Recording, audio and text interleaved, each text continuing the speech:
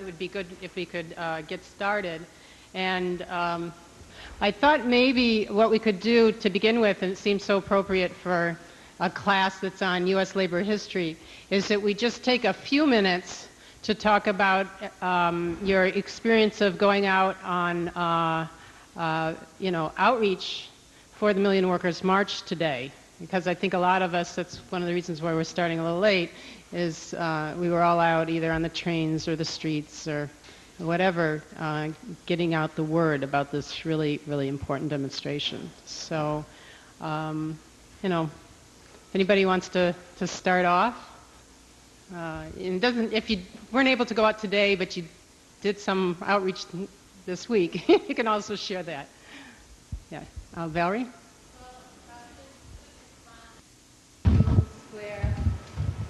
Very positive, a lot of interest, a lot of people talking. It's good. I'm tired. It's very easy, to talk to people about it.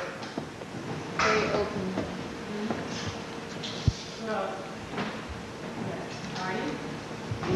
Well, there was a notice in one of the local papers about some activity that was taking place at the African burial ground, which is located off Broadway, Wayne Street, Broadway. So Molly had picked up on that and thought it would be a good idea to put out the Million Worker March leaflet. So I went down there and I started giving out the literature right on Broadway and Wayne. Was I got there a little late and I see crowds coming from. All right, short. Okay. Yeah, sounds good. We know what time it is. I'm giving them out, and a guard comes out of the building, and he says, "You can't give it out here." I said, "Well, why is that?" He says, "Well, this is federal property." So I said, "Well, the First Amendment to the Constitution is also federal property." So the woman who was next to me giving out her literature relating to the African burial ground, she supported me, but she said, cool. Anyway, I found a way to get to what was going on. I just walked down Broadway, crossed down the street, and there was the activity, and there was a couple hundred people there. I gave out to everybody. The response was terrific. People who belonged to DC 37 said they already know about it. And some people asked for several leaflets. So it went very well. Okay. Anybody else? Your experience today? Richard? Well, we have an experience today. This week. Yesterday I was in the Bronx, home day, handing out flyers, and also I handed out flyers at the Riverside Church. They had two previous events this past Sunday and the Sunday before, and the response is always positive. It's always good. People are very willing to take it and interested in how they're going to get there. But. Anyone else? Neighbors? I've been taking flyers around to coffee shops and places in Jersey City, and really it's just the same. Everybody's like, they're like, oh, let's look at it. Because they're very reluctant sometimes to just let you put stuff out at these shops. But once they look at it, they're like, oh, absolutely, put it out. So the combination of it being anti-war and around workers' rights, I think it's making it very compelling to people. I was at a different status at the Peace Walk. It was held by a number of groups of individuals that Ted Shin helped organize. And it's a small event, maybe 20, 30 people, but just the event happening drew so much attention. I was giving out Million Worker March flyers along the sidewalks, and we got a tremendous response. And a number of barber shops and hair salons and a couple of halal and restaurants took them. So, and it was a whole length of notes written over to Vermont Gates Avenue to the project. It was a very good opportunity. This is the kind of flyer. There's so little political stuff going out in the street now. A lot of people will pass by something you're giving out, or think it's advertising. When they see this, they turn around. We have a lot still here if anybody wants to refill. for tomorrow or during the week. Well, I just wanted, I had a kind of a short but really interesting experience on the train with Paul and Leslie Sr., where we combined getting out the Million Worker March with the Workers' World newspaper. And of course, this issue of the newspaper has tremendous amount of news as well as promotion of the Million Worker March.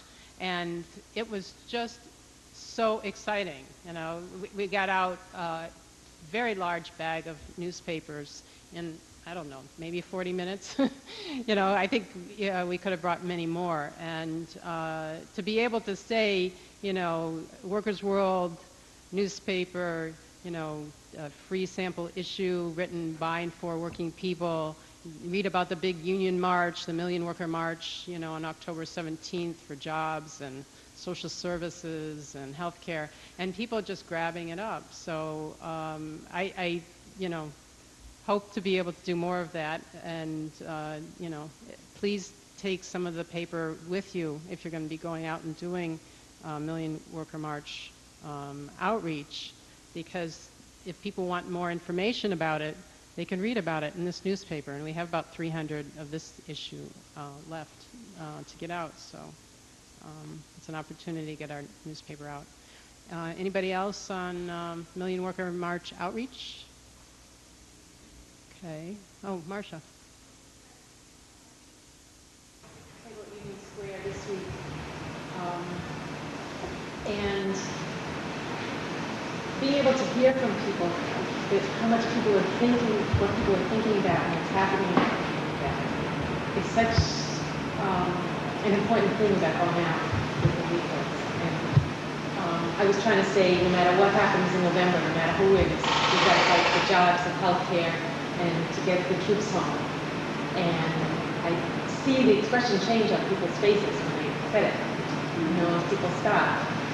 And one thing that was a little different this week than last week was more people asked what I thought about the debates or what I thought about Kerry, or, you know, but really saw, you know, the thing about jobs too is what really stopped people right away, is a job. And got in a, you know, a number of conversations with people, and then was able to, people who were you know, really looking for more information, we did have the Workers' World on the table to be able to find more about this. And the thing about how to get there and how to get the buses, people were very interested in.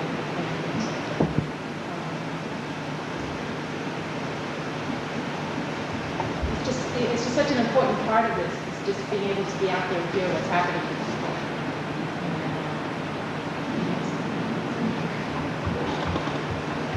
I'm ready.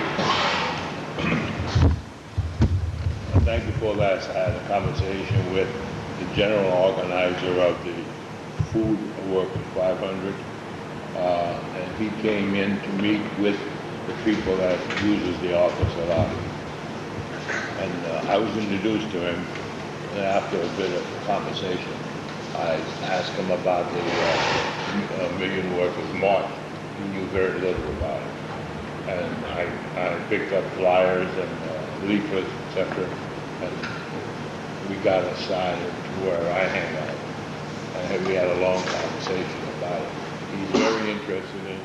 He's going to take it to his executive board or his bosses and see what they can be done about it. I emphasize the fact we need buses. He said, well, I'll think about it. And he also thanked me for allowing his members to use the 14th Street as a meeting place. And I said, well, you know, the rent here is $5,000 a month.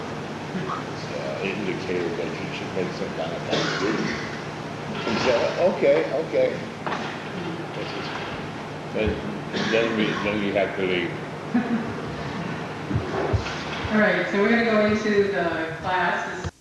Too many of you were at part one, but it wasn't required in order to take this one.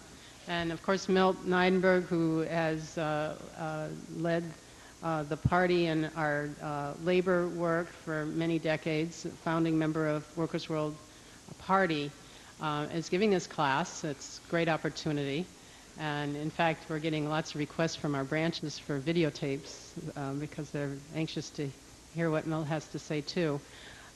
We have one chapter that he recommended that we read, but of course that also wasn't required. You can follow this class without having read this, but I wanted to pass it around in case you hadn't gotten it yet. It's chapter 7, and it covers the same period that he'll be covering, which is the 1920s, right after World War I and the Bolshevik Revolution. Let's see. So he'll make a presentation, then we'll open up the floor. So on to Milt. Thank you. Thank you, Sharon. Well, you'd be glad to know that Marx was very happy to hear this report on the Million Worker March, because about 1864, so you figure out it from 1864 till today, 1864, Marx organized the First International, and the organization was called the International Working Men's Association. And the theme of his talk to the delegates was, among other things, he said, the emancipation of the workers must be conquered by the working class itself. Now, doesn't that sound like the Million Worker March? I think so. So it seems that somehow ideas get through, and we should be proud of ourselves. Now, the period I took, which is the aftermath of the First World War, but also this covers the part of the First World War, has to be viewed in it was a tremendous period of about 4 years that can be almost encapsulated into a lifetime. Why was that? The reason that that period, approximately 1917 or a little before, when the U.S. went into the war, but the war had started previously in 1914, until 1917, the two biggest events that even today would stagger our imagination was the Bolshevik Revolution, the seizure of power on the way to socialism during a war period. Now, that is significant. We had discussed to some extent at the last class, we read Left-Wing Communism and Infantile Disorder and showed how Lenin had influenced the European working class and the trade unions, but it did resonate in the American, or I should say the U.S. movement, labor movement. But that was only the tip of the iceberg. The revolution itself had a tremendous impact on the trade union movement here in this country, on the socialist parties, on the left-wing movement, the anarchist-syndicalists, which we discussed last week, meaning in this case the industrial workers of the world. And everything that I'm going to discuss, you have to view it from the impact of the Russian Revolution. What was the big issue here in the North American movement, or the U.S. trade union movement? Was built around three major issues. First, how do you build industrial unions from the craft unions that existed from the formation of the AFL in 1886? and this was now, we're talking 1915, 16, 17. So the craft unions under Samuel Gompers, the president, was well entrenched in the trade union movement. So the first order was how to build industrial unions, and we went into it a little bit last week, but just to repeat, instead of having individual unions based upon their craft, industrial unions would include all the workers in that industry, from a laborer to a highly skilled trade, and even crossing into interrelationships, which I could go into a little bit when I describe a strike. Not a strike, but an organizing campaign. Industrial unions meant expanding the workforce, the workers, into broader areas of organization. Trade unions are key, they're critical in the process of developing a revolutionary perspective. And Lenin laid it out in left-wing communism as well. The importance of trade unions in building socialism. So that was a big, big struggle between the AFL under Gompers and building industrial unions led by, which I'll go into in a little later, a number of leaders.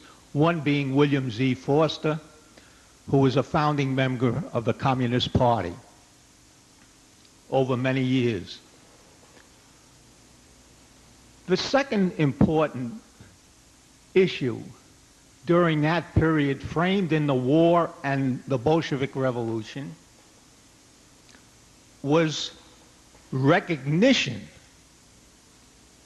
by the U.S. trade union movement of the Soviet development, of the seizure of power. And that was a major issue that developed in the U.S. trade, among the U.S. trade unions. The third issue that was important was building an independent movement, political movement. We all know what that's all about as we set up even our own candidates over the recent years and currently. Those were the three major issues, although there were many other which we'll discuss in the course of the class struggle. And that's why I selected a really elevated the class struggle over the years that the book was written, published by a union, a very progressive union, United Electrical Workers, who had ties to the CP for many years. But the chapter I selected is so important from the point of view of understanding the class relationships that existed during a war economy. And while I'm not going to go over it, I would hope that even after the meeting, you'll have a chance to read the material. From the point of view of the struggle between capital and labor during a war, I'll only cite one point to make to show that the writers understood what imperialism was about and the power of it.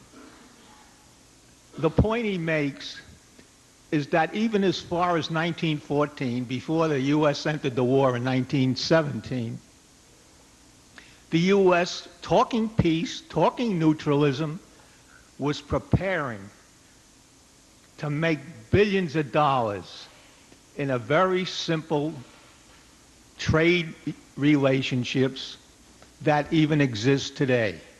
What did they do? The banks loaned money in the billions to the European capitalists who are fighting for division of the colonial world with German imperialism. And they want money, as I say, without time, in the billions, led by Rockefeller, Morgan, Mellon, DuPont. And what they did is, after they borrowed the money, they paid the banks back because the U.S. sent the goods, the commodities, so that the banks who loaned them the money could get their money back in that trade of commodities from the U.S. to Europe, make money on the interest, and get back the money in the first place, and sell their commodities, and expanded capital tremendously during that first period of the World War. That's just one example of how they profited from the war. Now, as I said, one of the big issues was, how do you industrialize an industry? And the first struggle that broke out over this in 1917,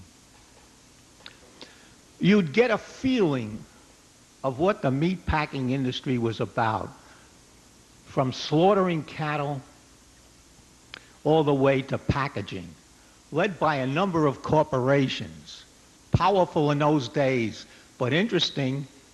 I don't know if you remember them. Swift, Wilson, Hormel, Cudahy, all those companies were powerhouses in those days. Today, it's Tyson and Purdue and a few others. Whatever happened to them? Very interesting. And they had what we call an open shop. The question is how to organize 20 to 25,000 workers in one industry that cried out in terms of their conditions, their wages, the poverty level, and the repression that existed among those workers. And most important, for that period, there were over 10,000 African American workers that were totally disregarded by the craft unions in the most racist way, led by Gompers. So this had a great potential. And the leader of the packing house workers that organized was William Z. Forster, who came out of the Wobblies, the industrial workers world, industrial workers. I get it mixed up with our own party. Not really, but and he came out of that element, which was really a revolutionary wing of the labor movement in those days. The Wobblies were incredible during that period. They came out of the West primarily, joined by a Western Federation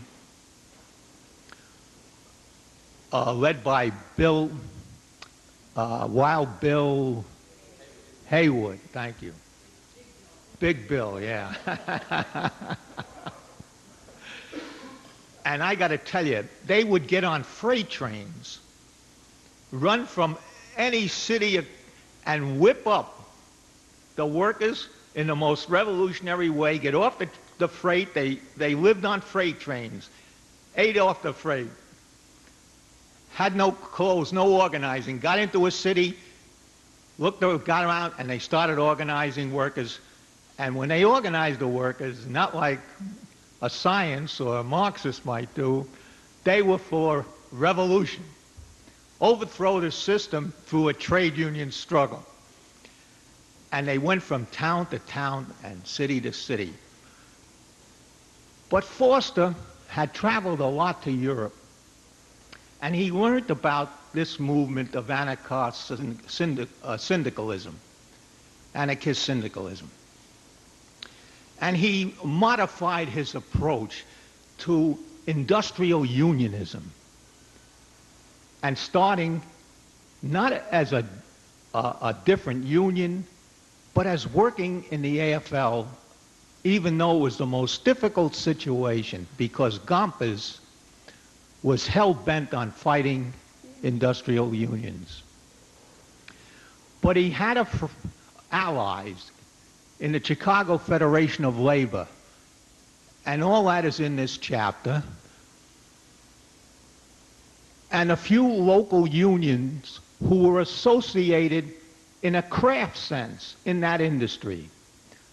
Sometimes they were trainmen, sometimes butchers. There was a couple of local unions that were willing to join in a coalition, and he fought it for around 7 months to organize these workers. Just as he was about to get an industrial union, Gompers interfered, pulled in the Wilson government, Woodrow Wilson's government, who saw that it was going to develop industrial unions, and called for mediation and pulled it into the government. The strike never took place. The industrial union was never developed. They got concessions in the 1917 period, but when the witch hunt set in later, they wiped out that entire concessions and reforms that those workers won. And that's the way collective bargaining and contracts are for us who are in the trade union movement. Never to think that anything you win is permanent in a collective bargaining agreement. And I'll mention right now, 32BJ better be armed with the settlement that they just got, especially if the employers, the realty corporations, are unhappy about it. Now, that was a setback, but it taught the leaders that had helped build the industrial unions, like Forster, someone named Fitzgerald, who was the head of the Chicago Federation of Labor, and some others. And Forster immediately went into another struggle, which is more historic, and that was the steel strike of 1919, 2 years later. Steel, and I come out of the steel industry myself, in those days, as I could imagine, because it was tough enough in 1950 what it was, and they would do nothing. They were class collaboration. Gompers was known for his working closely, not only with the government on the war, but in terms of his relationships with employers, like U.S. Steel, who was an employer at that time. And Forster went in with a small group and hardly a budget to organize, and he had won about, out of maybe 400,000 members in that one industry. U.S. Steel was one company, but a few others, satellites of U.S. Steel. With 500 members that joined the signed cards, he set up a central organizing committee, just as we might do if we get into a position of organizing or leaders. You bring in the best, the most militant, the most class conscious, and many of them were socialists. And he began to prepare for a strike. It was a very bold, but when he began to fan out his organizers throughout the Midwest, the workers, based upon conditions, the war had just ended in 1918, it ended November, right. In November 1919, it was like a breath of air to these workers, fresh air, and they joined by leaps and bounds. And the big struggle developed. Once again, industrial unions versus craft unions, because Gompers had built special local unions within the trades. Only the crafts were organized. And he set in motion Gompers with the government.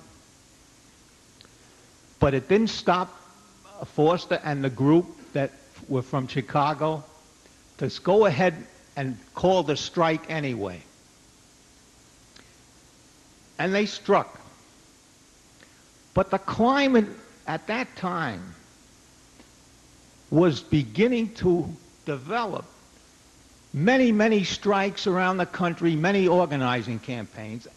In this chapter, you'll take note that there was 4,450 strikes in 1917, involving more than 2,300,000 workers.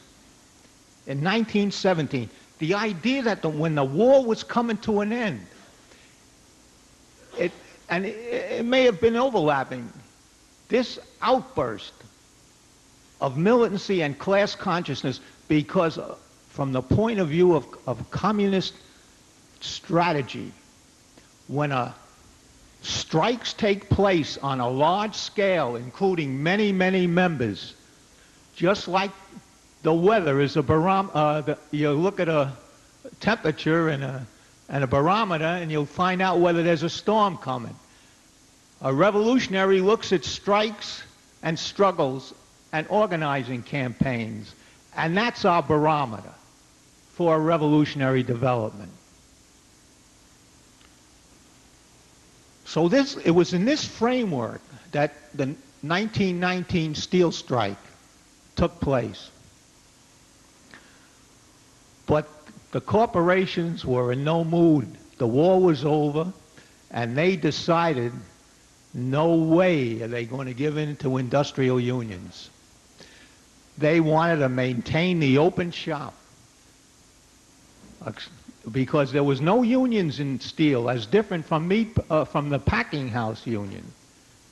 There was only a very modest organizing campaign led by Gompers of the AFL, so you can see where that was going. Well, they stepped in and they decided they were going to start the witch hunt, because the Bolshevik Revolution had taken place by that time, and they began the raids against every militant, every IWW, every socialist, every class-conscious workers, and the witch hunt and the raids went on, and you may know from history of the Palmer raids. He was the Attorney General of the U.S., and his assistant, you would already know, was J. Edgar Hoover, who later on, you all know the record of J. Edgar Hoover. And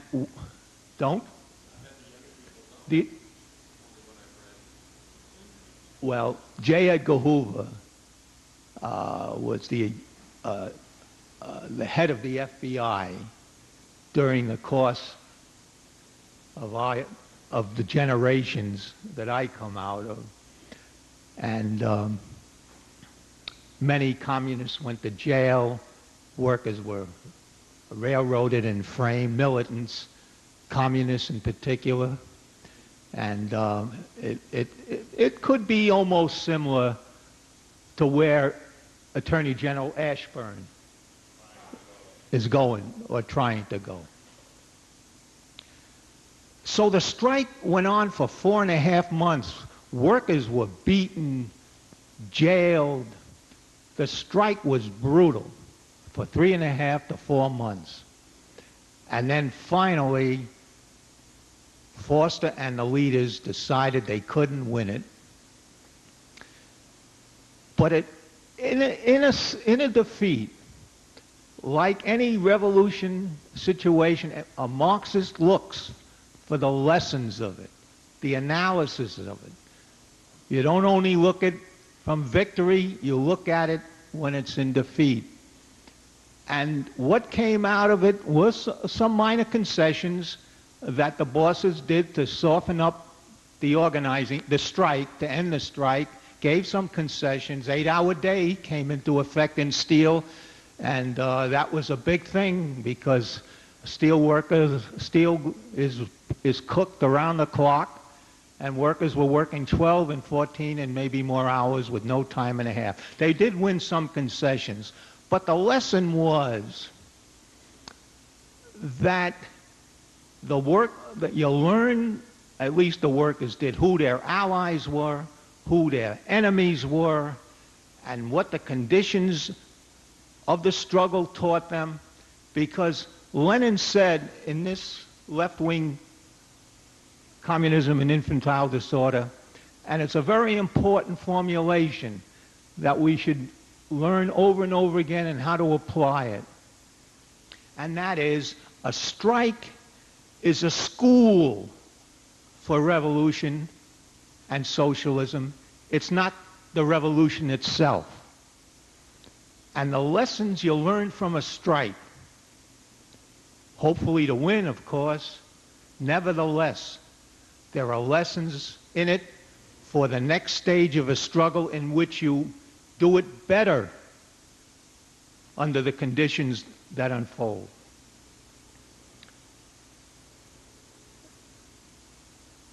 Now, just to give you an example, then, after the witch hunt set in and the strike was broken and the raids went through a reign of terror, yet in the aftermath of the war, during the late 1919, early 1920, and later, Labor's Untold Story, the chapter, says that 4 million workers started to strike again for higher wages and better working conditions.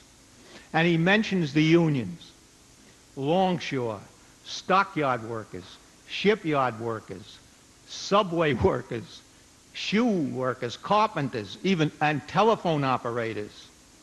See? And what happened was, then the full wrath of the ruling class came out. Every one of those strikes and struggles were led according to the ruling class, the government, the press, and all their agencies and puppets. They were all Bolshevik strikes. Unconditionally, there was no question. Every article defined those strikes as led by Lenin and the Bolsheviks. It was totally untrue. As a matter of fact, the Communist didn't even have a party then at that time. But it did have an effect. And once again, the struggle breaks out. And the raids began. And the reign of terror with it. So you get the feeling, and I'll give you one example of that, of this struggle between the state and the workers, the corporations in collusion with the state, the bourgeois state, the capitalist state, its repressive wings, its cops, its jails, its judges, its courts. That war goes on, sometimes subterranean, sometimes up on a surface. This came up in full blast. This article mentions that on one day, January 10th, 1919, they arrested 10,000 workers in one day. 10,000 in one day. That included socialist, wobblies, militant, class-conscious workers, and all those that were simply fighting to build a union. And this wave of arrests, it dragged in Eugene V. Debs, who had been always a fighter for the industrial unions, who came out of the wobblies. He got arrested on a frame-up because he made it wasn't such a frame-up, he made a speech against the war. where it's in this article. You should read it, how he puts there's only one war, and that's the war between labor and capital, and I will not fight except for that war. And he called it, it was a very revolutionary speech he made in East St. Louis. And for that, he went to jail for 10 years on a treason charge. And then, in 1920, he ran for office under the Socialist Party. And guess what? He got 1 million votes while in jail to show the feelings of the workers that once a leader is true to his class interests, workers don't forget. So Debs was in jail, and then on the West Coast, someone named, you may not have heard of him, his name was Tom Mooney, and he had let a car, was a leader in a trolley car strike. In those days, we had trolley cars. And they framed him. A bomb was thrown in, similar to what happened in Haymarket. And he was framed, and he went to jail for 30 or some years. They finally gave him a pardon during the Roosevelt administration. So the first stage of my discussion is to show the kind of struggles that were going on in the framework of a war and the Bolshevik Revolution, and the issues around them that industrial unions, defensive or endorse of the Soviet Union, and an independent party. Now, I have to say a few words about the AFL and Gompers, because he played a critical role in undermining the developments that were taking place as I described. He was the head of the AFL from the 1886 to the day he died in 1924. And he was an enemy, even though he's head of the AFL, of this development. But, you know, when you're a head of a union, even if it's a right-wing politically, it's class collaboration. It was for the war. It was against strikes. It was against industrial unions and against the Soviet Union and against independent unions. Nevertheless, even though Gompers' policy was all that, he also came under the attack of the ruling class because he was a head of a union. No matter what you do, you know, there's an old story when a cop beats on the head of a picket line, and the cop is saying, as he hits him, he's beating him, "I'm going to kill all you communists." Somebody yells out, "But he's not a communist, he's anti-communist." And then the cop says, "I don't care what kind of communist he is." That's exactly what happened to Gompers. And in a space of no time, all those unions that I mentioned earlier, in which he was building craft unionism, he lost 1 million workers from his own AFL within a couple of years. He was beaten down along with those forces, revolutionary and class-conscious socialist forces. Now, I'll just say a word or two that because Gompers was so right-wing, that it was developed, dual unions were developed.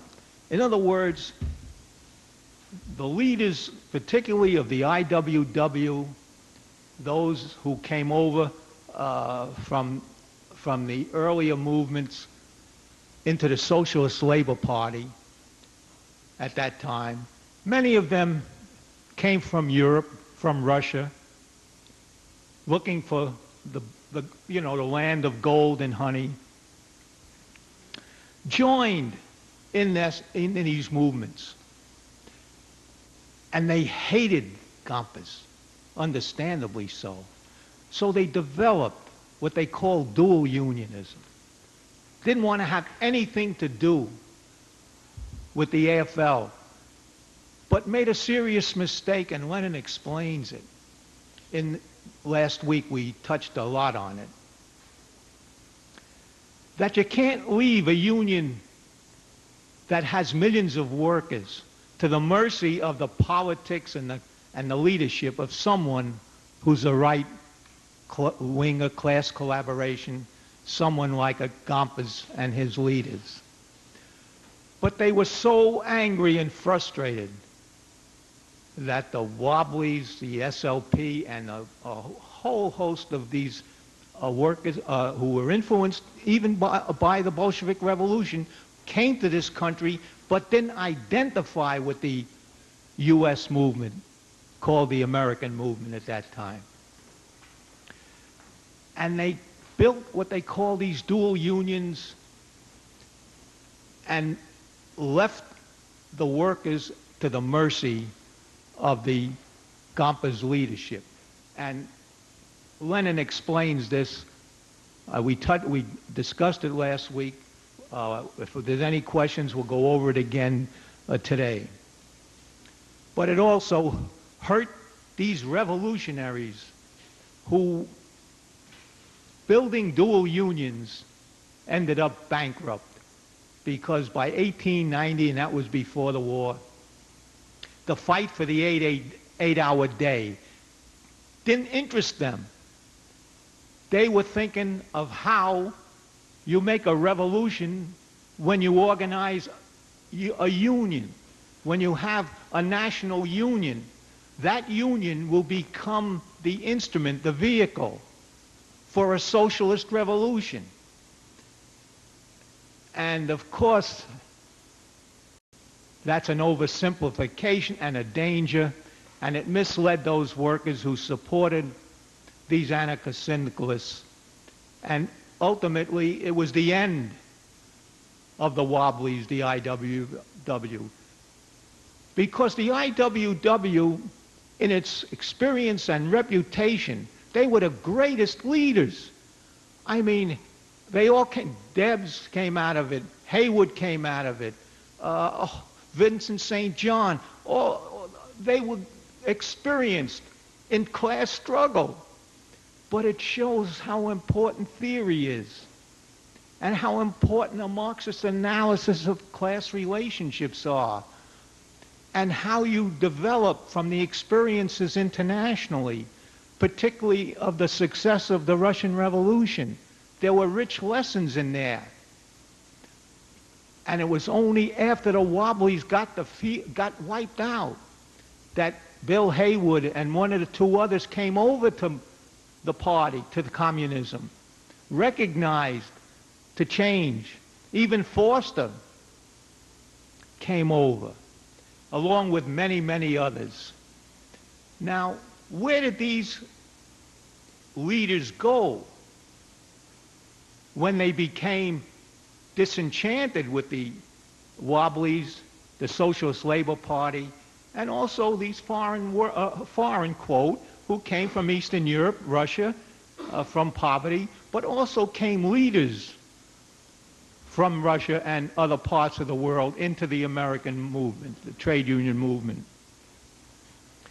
Well, they all went in to the Socialist Party of those days. The Socialist Party,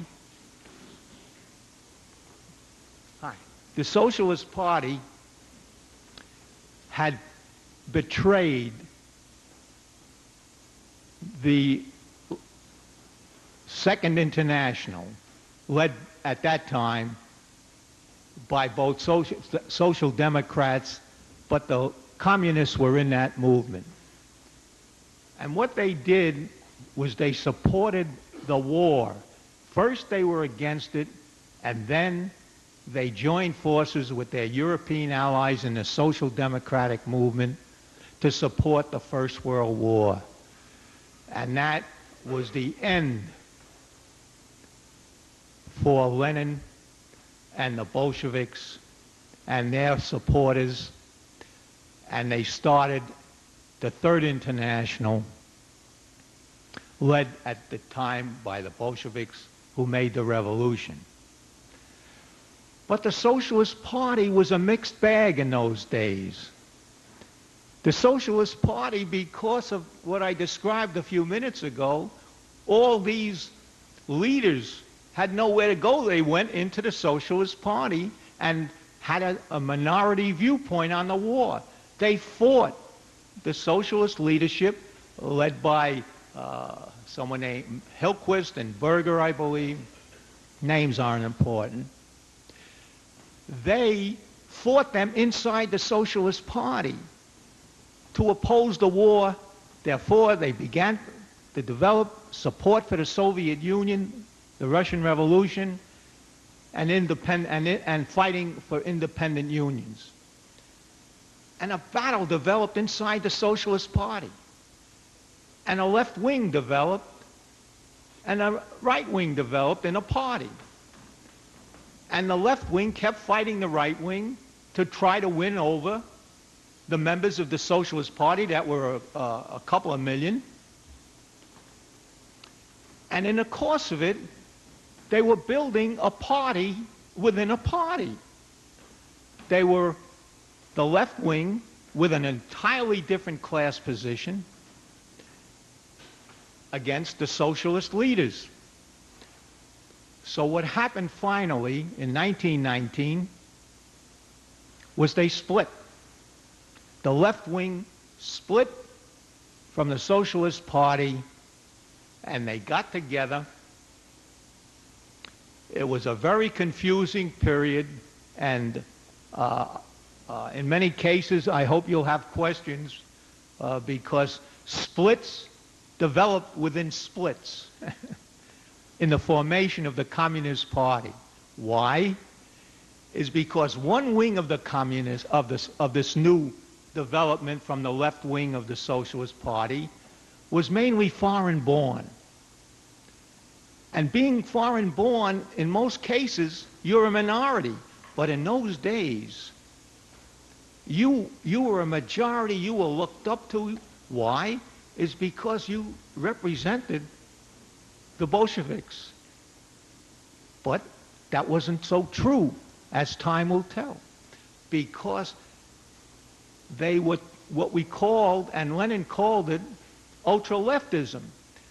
They also were thinking of how do you jump, not necessarily from a trade union as an anarchist syndicalist would do, but from a party. You could be right to Bolshevism. You could make the revolution from where you were in the struggle, in this new movement, all the way to a revolution. The other wing was more born in the U.S. and had the skills and training and traditions of the U.S. trade unionists, the workers. And they were in that left wing, and they came out of the Socialist Party, but as they came out, they split. Another split took place between those who were thinking they were representing the the Russian Revolution, and those who were mainly the American section that had the training of building industrial unions, endorsing the Soviet Union, supporting the Soviet Union, and as I said, building an independent party. So a split developed, and two parties were born like twins. And they began to fight among themselves. And it wasn't a big movement. The splits weren't large in numbers. So one called themselves and I use the word foreign born only in the sense that they weren't as well acquainted with the U.S.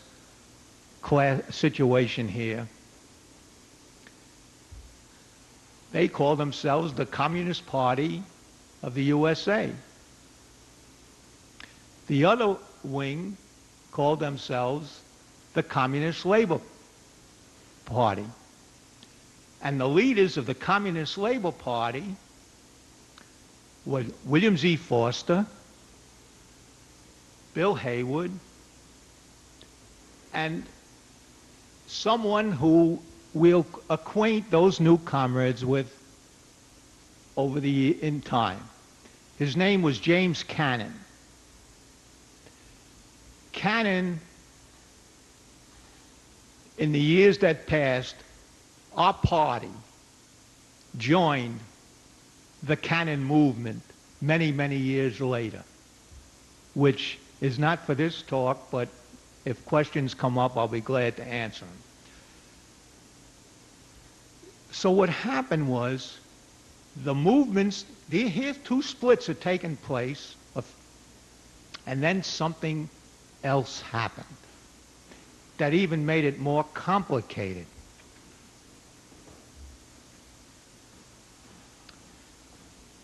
The witch hunt, as I described, hit in 1920, almost less than a year after. I think the parties were formed in November of 1919. And the witch hunt was incredible. All these leaders were, many of them I should say, were arrested. Some were sent back from the group that had come to this country. It was desolate. Here they just started a party, went into two parties, and now the wave of reaction almost destroyed them. So what did they do? They went underground. Now, when a party that's fairly new and just beginning to have to function underground before you have a base of a socialist revolutionary character based on Leninism, it was a very, very complex and difficult situation. Yeah. And they became underground. They formed the United Communist Party. The underground movement was called the United Communist Party. We'll have to go over some of this. And they stayed underground between 1919, when they were formed, to around 1922. 1922, the raids ended, in a sense. Things got back, quote, to bourgeois normality, in a sense. Some elements of capitalist democracy were restored. Workers began to, let me put it another way. By 1922, and it'll be the last point that I'll make. In 1922, that there was a technical revolution. What was it?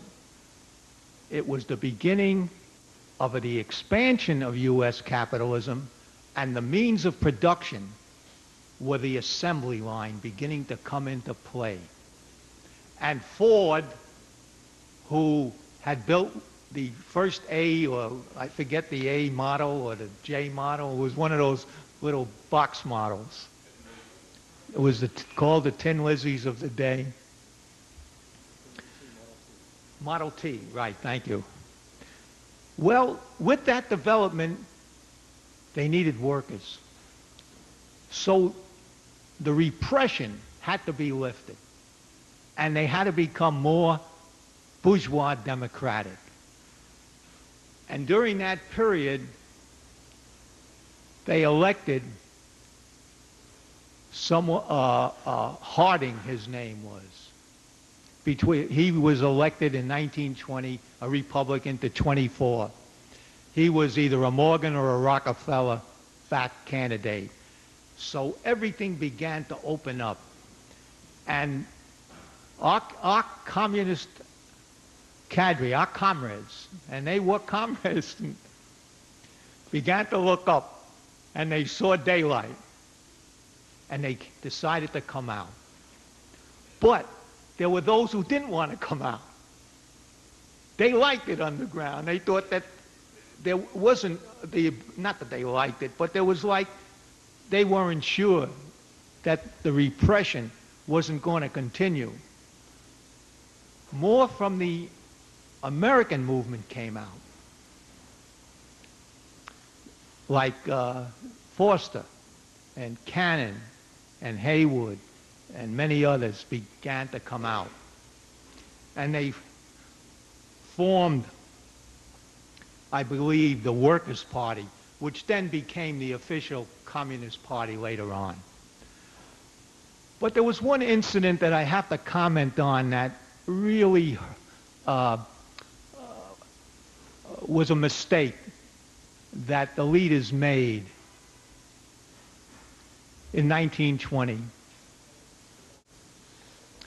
In 1920, while they were underground, Eugene V. Debs was in jail. And he decided to run for president along with others. He stayed in the Socialist Party, even though he felt very strongly about the communist movement that had split from the left wing that had split. And he appealed for support from the movements, the communist movement, their allies, and they had quite a bit of prestige, even though they were underground. And this is when you make an ultra-left turn that Lenin warned in left-wing communism about anti-parliamentarism, which is a part. We didn't deal with that in his pamphlet, where the communists decided to boycott all elections and ignore Eugene V. Debs and the fact that he was running from prison and really a co-thinker in many ways with the communist movement. And it had a big effect upon Debs. He was older. He was in his 60s. He was sick. And it could, in my judgment, have had an effect upon Debs's relationship later with the Soviet, with the budding Communist Party in Russia, in the Soviet Union. We could discuss it from different points of view. I mentioned last week that he wasn't for the dictatorship of the proletariat, which we could take up again because there's much more to say about this question. But nevertheless, they all came up from below, underground. And now they were surfaced, and they began to relate back from an ultra-left position to getting their legs or their feet wet, as the expression goes, into the working class again, because one of the dangers of being underground is you lose contact with the masses, with the mood, with their consciousness. Nevertheless, it has to be done. Lenin did it during the Tsarist period. So, and it's always good for us to know that in the class relationships in this country, how we analyze them and what is our response to so-called bourgeois democracy that's for now the profit-making and war-making of U.S. imperialism. They're still using the cover of bourgeois democratic elections appearing, but both candidates are part of the ruling class. Now, I'm going to end on this note that I raised a few minutes ago.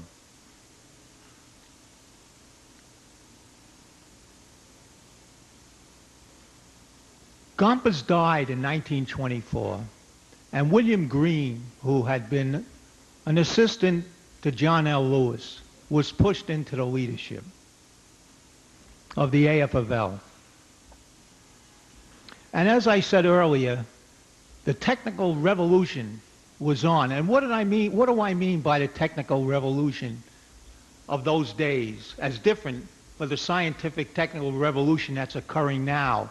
The information services, the computers, etc., robotization, the whole bit. Previous to this revolution that led to the assembly line, they were all craft workers, skilled workers, that came out of the feudal periods of earlier days. They learned their trades. They controlled their equipment, their machinery, their tools.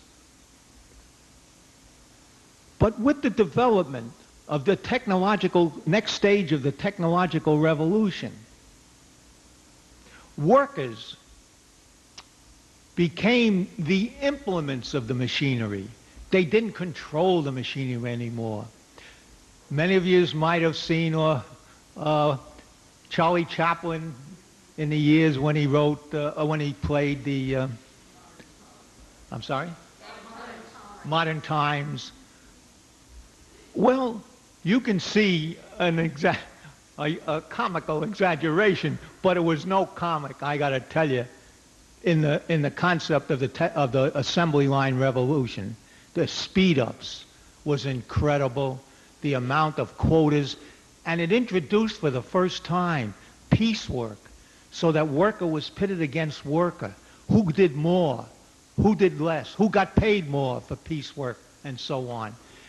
And what happened was that Green, the new president of the AFL, fell in line with this new development and developed these class collaboration relationships that included speed up and piecework and absolutely an open shop. Ford said it would be over my dead body that there would ever be a union in Ford.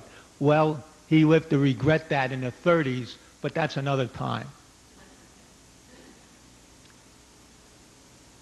Company unions began to flourish during that period. So the situation got so difficult. And here goes another mistake that the communist movement made. By 1927, 28, and we'll go into it another time, but they were totally aware of a struggle that was going on in the Soviet Union, in this country, in those days, between who was going to inherit the leadership of Lenin after he died. And a struggle broke out between Leon Trotsky and Joseph Stalin. And Stalin won over Trotsky, who organized what later became the left opposition that we became part of in our history, for another talk. But what happened in this country, in the trade union movement, was that the workers, with this leadership of the Communist Party, began to take a position out of frustration that you don't bore from within to organize workers, meaning the AFL, you go for dual unionism. The very thing that was rejected by Lenin and even by those in the earlier days of 1919, when Forster and not Cannon, because by that time Cannon had left the CP, but dual unionism began to be formed, and strikes, very heroic strikes, were organized by the Communist Party of that day that was now following the Stalin line. About 1926 was the Passaic strike in New Jersey of women who led a tremendous, I don't have the time to go into it, but they were textile workers, and it was a tremendous struggle, heroic, a lot of, what's her name, Miss Flint, I'm sorry? Yeah, Elizabeth Gurley Flynn, and a number of others, leaders, women leaders, began to led that strike. And then there was the Gastonia strike in the textile industries, and there were other strikes, but they began to become dual unions, and they got isolated, and a lot of them got defeated badly.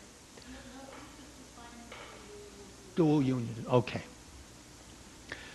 Dual unionism occurs when the AFL, for example, which is, and this is before the rise of the CIO in the 30s, the AFL had their craft unions, but they also had in the company and in the industry, they had very, very weak organizing campaigns. They were all window dressing in many ways. They weren't interested in it. And along comes some other forces that say, we're going to build, it's not just an independent union. I'll draw a difference in discussion between an independent union and a dual union. A dual union challenges the existing unions, either that are in a modest place trying to organize, but feel that they're not getting anywhere, and they come in and they take the workers with a more militant, class conscious, and that's true, and take them out and form their own unions. And that splits at the same plant. In Gastonia they did it, I believe in 1928, and Gastonia, the company just enjoyed every minute of it. They blasted the little organizing campaign that began under the AFL that never went anywhere, and they blasted the incoming, more militant perhaps, unions, and both of them got destroyed, and the workers got hurt bad. They were fired, arrested. They believed in the union, and they, as I say, fired, witch hunted, and so on. And it was a disaster during that period. And primarily, it came out of a turn to the left that the Stalin leadership made inside the Soviet Union, and the Communist Party went to, Forster went to the Soviet Union, he met with the leaders, and he came back and did exactly the opposite he had fought for most of his life, to build industrial unions. And now I'll end on what I started.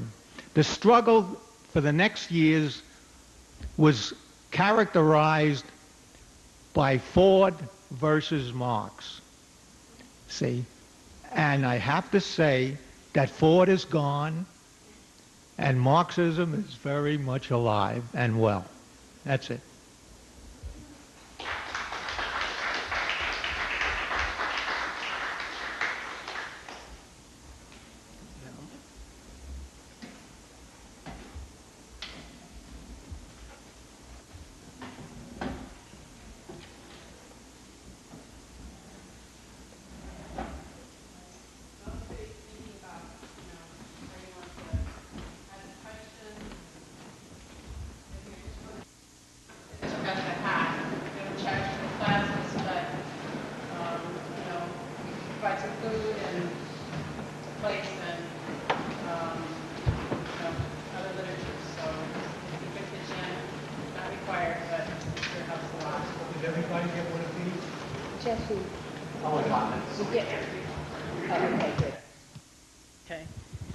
And also, just a little book.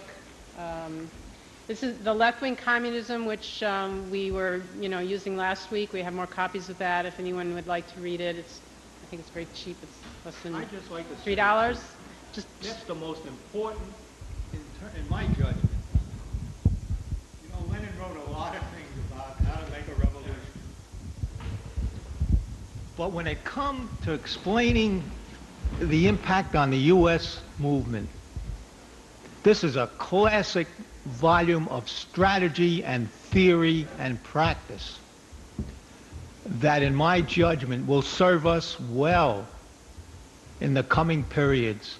It's not only his what we discussed as analysis that developed around rejecting parliamentarism, meaning running for Congress or another position in the bourgeois election, and also his attitude to try to straighten out those who went into these organized red unions, and that's what dual unions were. They were called red unions. That he also in this volume explains one aspect that I just have to mention that we won't touch on at all, but the importance of trade unions in the process of building a revolution. Lenin gives it special attention because he feels that the trade unions will organize society, socialist society, that they will have the experiences, they will have the wherewithal, they will understand the proletarian needs of building a socialist society. The Soviets couldn't do that. They were more politicized to running the government in the name of the party and in the name of the state, the socialist state. It was up to the trade unions. And it was only a vanguard because the Soviet Union was a backward country. It was mainly peasants. And so he felt so precious and close to the trade unions and what leaders came out of the all-Soviet, the name is the All-Russian Communist Trade Union, that he embellished them, he worked with them closely so that they would go back into the mass movement among the workers, educate them, train them, how they can build socialism, raise their consciousness, because the workers are generally backward in a society where deception, class deception, and all the pressures that are on workers to deny communists, to deny socialism. So all this is in this pamphlet. And it's something we have to realize, that our trade union work is not only to win concessions and hold on to them, but to build this kind of conception in our, even as we apply our strategy. We don't have to say right away we're communists or we're socialists, but we have to build the skills to win over workers, to know their mood, to know what they're thinking, to know what they're trying to get out from under this class oppression, and particularly on the question of national oppression. So it's all, Lenin goes into detail on this, and it's a lesson none of us should ever forget about trade unions. And some think that maybe the unions are corrupt, and maybe they're backward, and maybe they're racist, and maybe they're this and that, and that the workers are not going to move. They've been sitting on their butts in all these years and so on. Don't believe it. The trade unions are the key to organizing society along with the party, the Soviets, which will come out in a different form in this country, but the trade unions are key. And Marx started it as far back as 1848 when he wrote the Communist Manifesto about trade unions. He called them combinations in those days. So that's why I'm sorry for interrupting, but this pamphlet has all of that. Okay. Left-wing communism and infantile disorder. It's called a popular essay in Marxist Strategy and Tactics, which actually tells you a little bit more about what it is. So, great pamphlet. Jesse.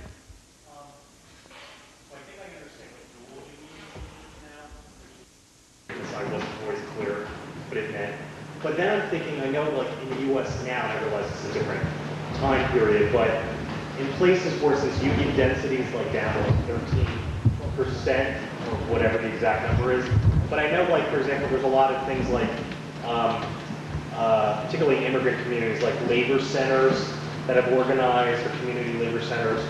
And there are places where that there isn't a lot of union organizing going on, like particularly like in parts of the retail sector, let's say the Starbucks or Whole Foods or all these sort of new. Oh, sorry. No, go ahead. Oh, sorry. And then, so what are, like, is it okay to ever have something independent from existing organizing trade unions? And is there a way to do something that supplements but isn't necessarily in opposition? Does that make sense? Yeah, go ahead. Sometimes I'm not sure. Okay, yes, we're going to take a few questions, but I think the short answer to that is of course, many other ways of organizing the class struggle.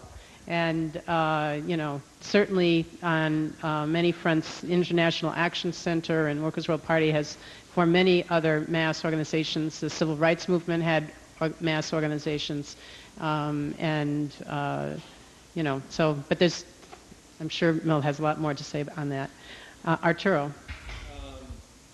You might have talked about it earlier. I was going to go after your question. Explain a little bit about LABOR'S or Ray LABOR'S. I didn't touch that. You did? No. Okay. The other is, you know, I read this last night, and if you could talk about the Sedition Act that was passed during the time and how is it similar to the Patriot Act? Because on page 205, and I'll just read, it was September 22nd, 1919, after basically when the Red Baby started. It was after the state had put pressure, attacked the strikers, and on this quote, it just says, the Department of Justice men immediately entered the strike, arrested hundreds, many of them for deportation under the wartime deportation law, which provided that any alien might be deported without trial on the charge that he believed in overthrowing the government. And I would like to see how can that retaliation, because this is how we understand how it's repeating. It's just the words are different, but it's similar. This Patriotic Act 1 and 2 is very similar to this. The red baiting that went on, the support about open shop as opposed to closed shop. I mean, a closed shop is better because the union's stronger. You have to go through a process to be in the closed shop, not just anybody can come in. You know, maybe people need to be explained about the closed shop. That there's a process and it makes a stronger union.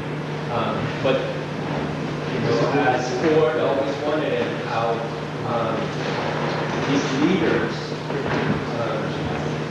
they wanted to open shop. Good. All right. Other questions or comments? Before we get back to Milt, Minnie Bruce. This really follows up on what you were saying earlier, but when I was reading this, I was really struck with the parallels between then and now, including there's a paragraph in there about how to mobilize for the war, the government hired this army of public relations experts and journalists, and you know, this long list of ways that they set up the population to go along with the war, and then these sedition acts or whatever. And so, what it seemed like from this, that the level of union organizing during that period was higher. In other words, it was at a higher pitch than now. But maybe that's not true. I'm interested in how the Million Works of Marx fits in, since there's so many other parallels between that period and now. It seemed like I wondered about that. And just one piece of information that wasn't in this chapter. I know that in the South, for instance, in Georgia and in Alabama, at least, there were local sedition acts passed that were specifically aimed at organizing an African American community. So, for instance, African American women in Atlanta who were household workers who were organizing for higher wages were charged with sedition under these acts to keep them from organizing around work issues. So they were functioning not just in the big industries, but also at local levels around people who weren't already in the mainline unions at all.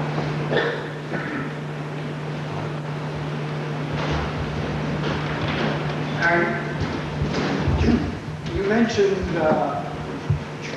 almost tying them together, the Socialist Labor Party, and then you talked about the industrial workers of the world. And I didn't get quite the distinction that does exist between the Socialist Labor Party and the industrial workers of the world.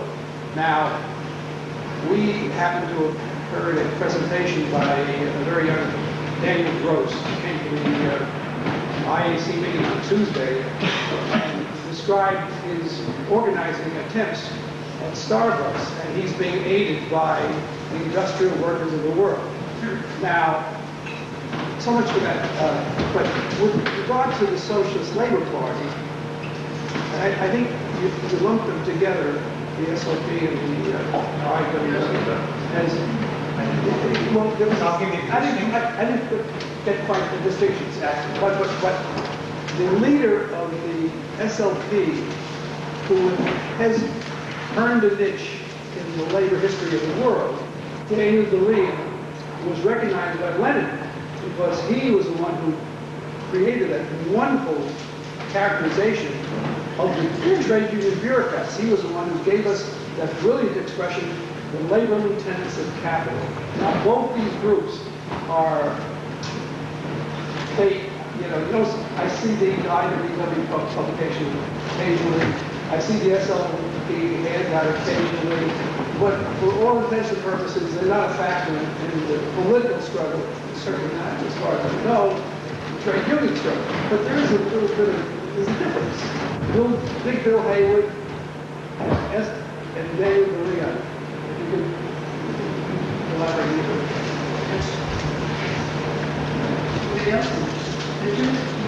I just wanted to talk about history repeating itself and the evidence that was splitting, then eventually coming back together and trying to put that in context with the issue dealing with the union partnership in the LCIO today and the possibility of a split in the LCIO.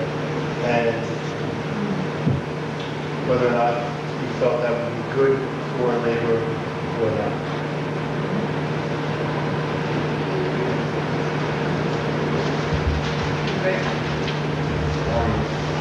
Touch on what she said about the advances now. I studied industrial labor relations in college and I majored in one or two equations I failed. One thing that struck me about it seemed that the labor movement, the trade union movement, of the time that you talked about today, it seemed like they had a bigger role in mind, or at least, what changed society, what sort of the topics, there was an element of that. Whereas studying today's labor movement, it was more about individual workers, what's in it for me. For us, the trade union movement basically reflects for collective bargaining. And my question is basically this: does that more represent the treachery of union leaders at a given time, or does that more represent the desires of workers at that given time, or today, as opposed to back then?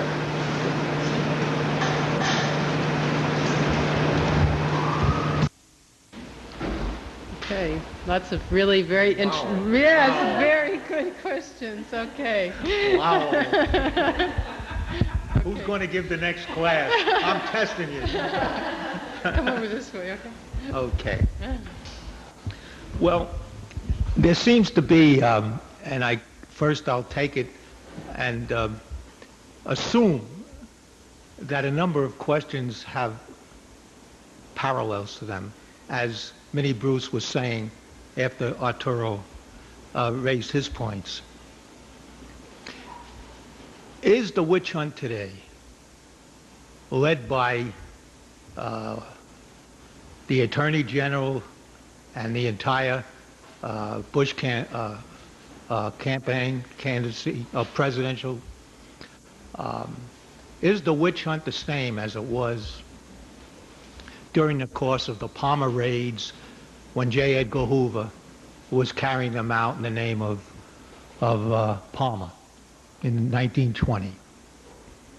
No, they're not the same. Does that explain properly to Arab people, African American people, that have been put under the most, as well as other immigrant workers who have come to this country just as generations ago workers came from Europe?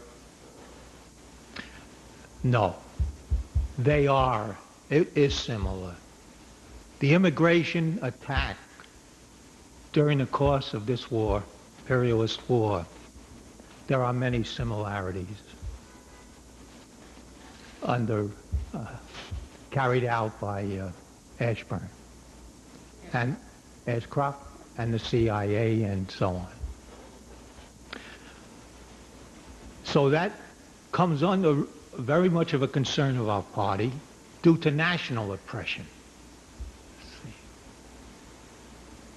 Now, from the point of view of the entire working class and the ruling class that was described in this chapter, it's very different. Why is it different? Two fundamental questions exist then that don't exist now. One, at least two. One is that there was a tremendous upsurge of workers, as I described.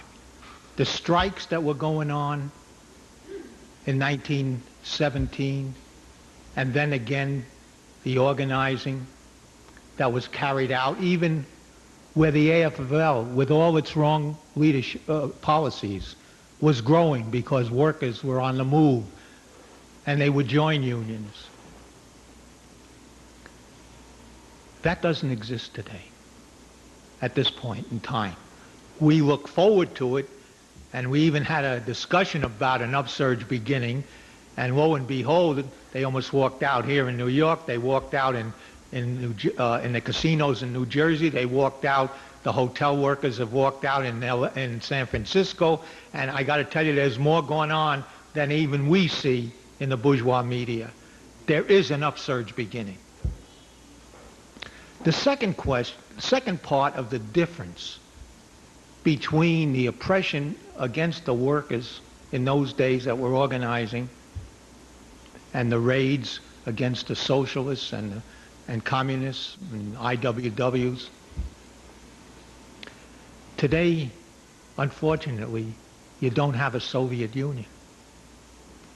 This is one of the prices we pay for not being able to have an ally that has power, that is a government that could be relied on, such as what the Soviet Union did for Cuba during the course, even with a leadership that we didn't 100% agree with.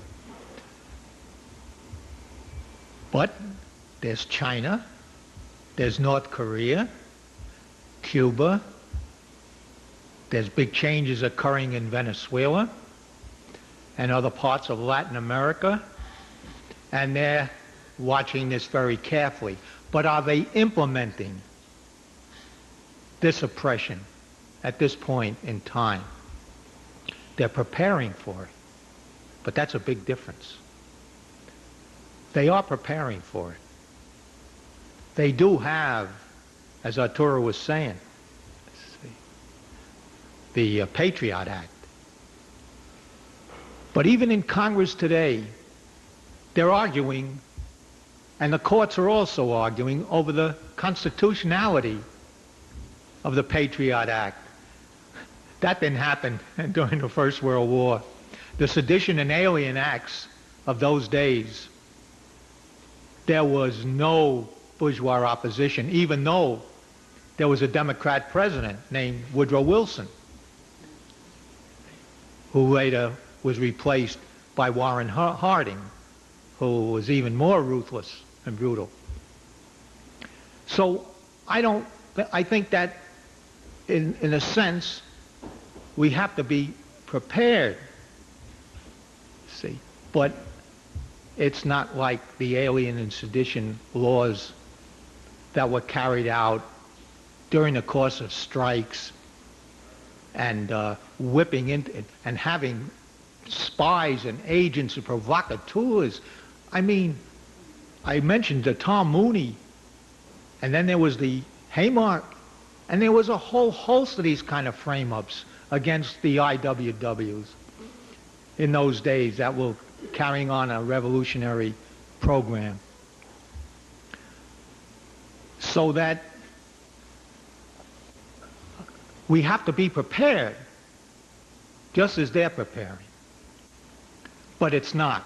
And there'll be those who'll be perhaps saying that we're moving, they, meaning they, moving toward fascism, and that there's fascism now under Bush, and he's preparing. It's not so.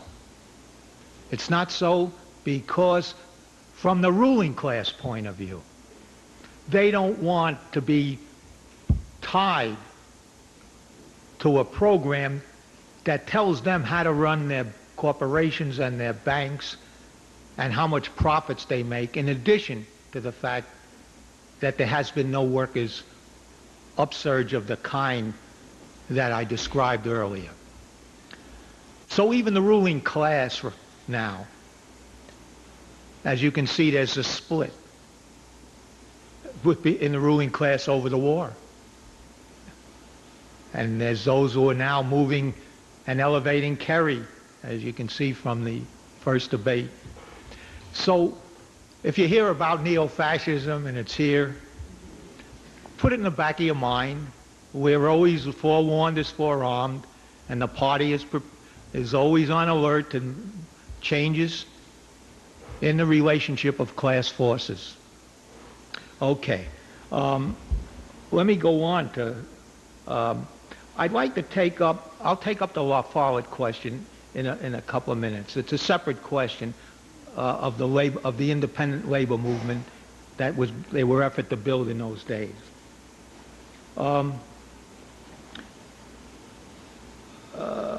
Okay, your question was, if I got it right,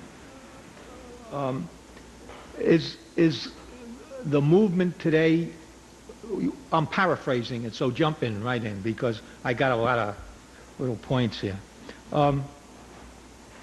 Is more treacherous today because of the AFL-CIO leadership, and therefore has an effect upon the workers as compared to the period when there was more revolutionary consciousness in the trade union movement, in the period that we just described, and that the difference between those periods then and the period today, which is different, and you're absolutely right about there being more class conscious workers and than there is today. And you drew a conclusion, perhaps, that said, is it due to the treachery of the AFL-CIO?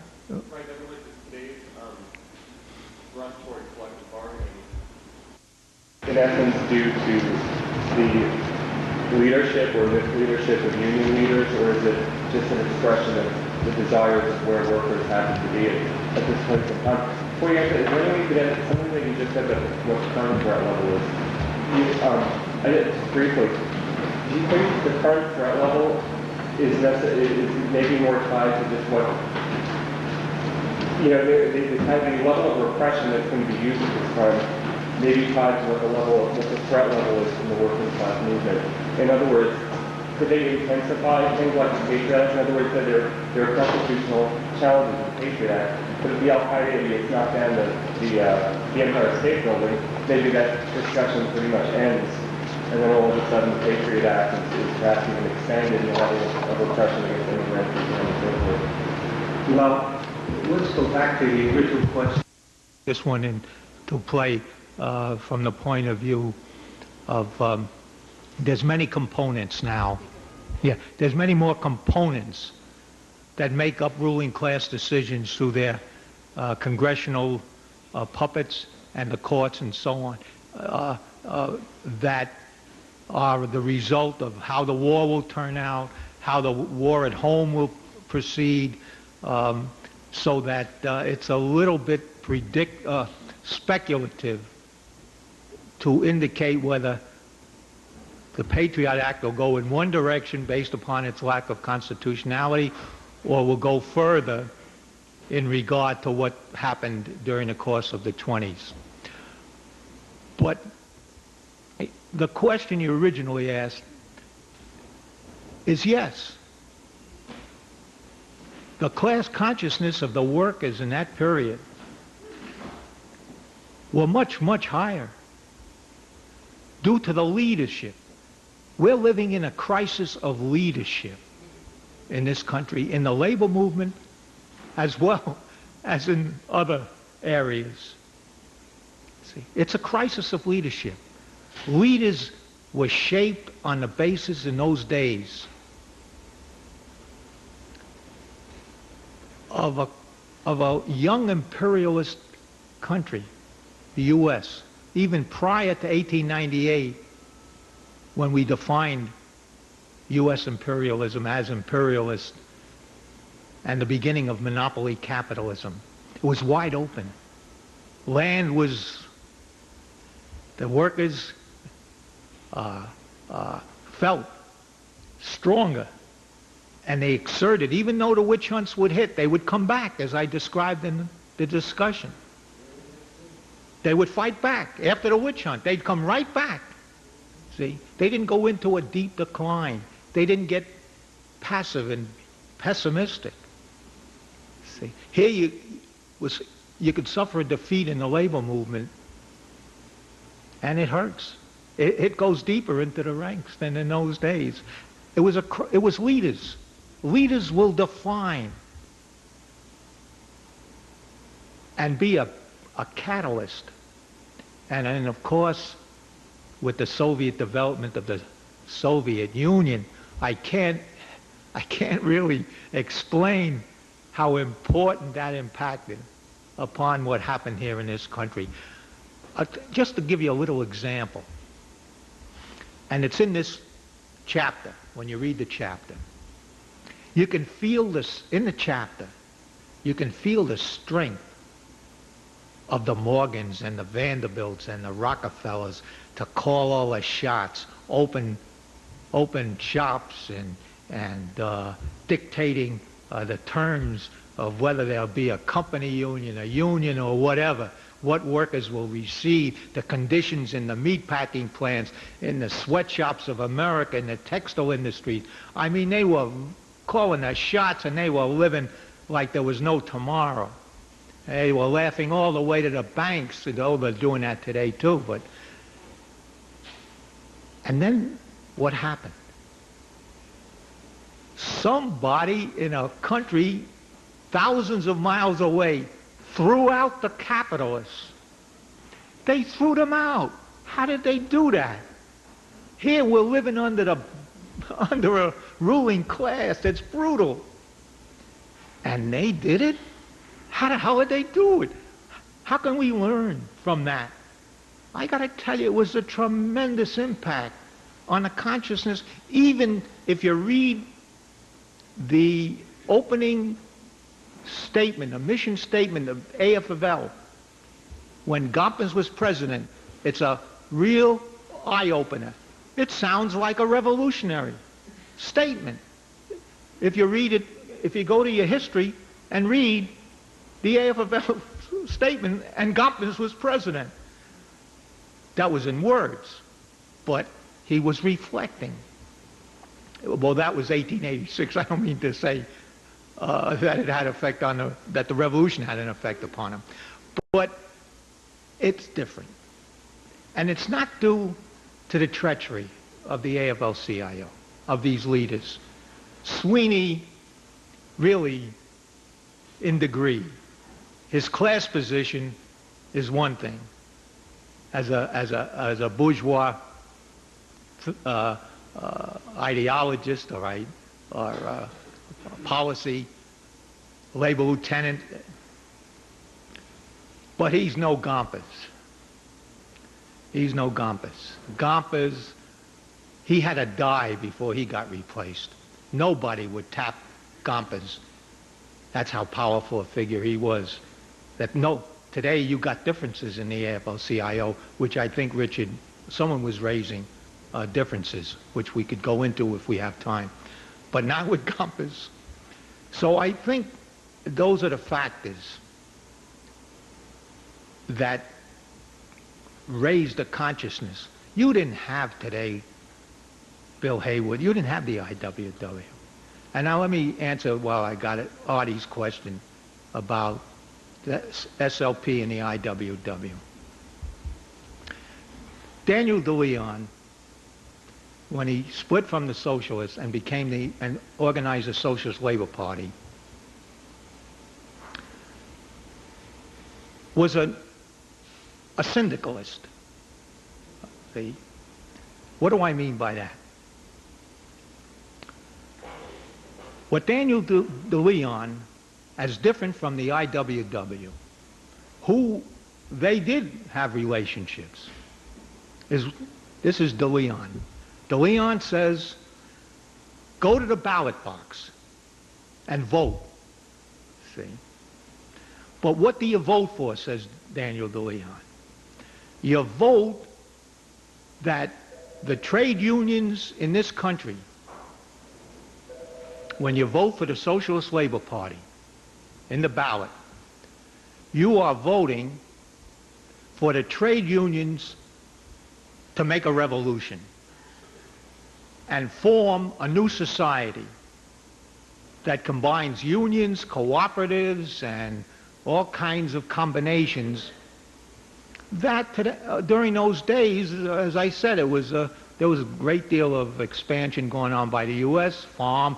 There was the Farmer Labor Party that was ultimately formed, but that wasn't the position of the IWW. They spit on the ballot box.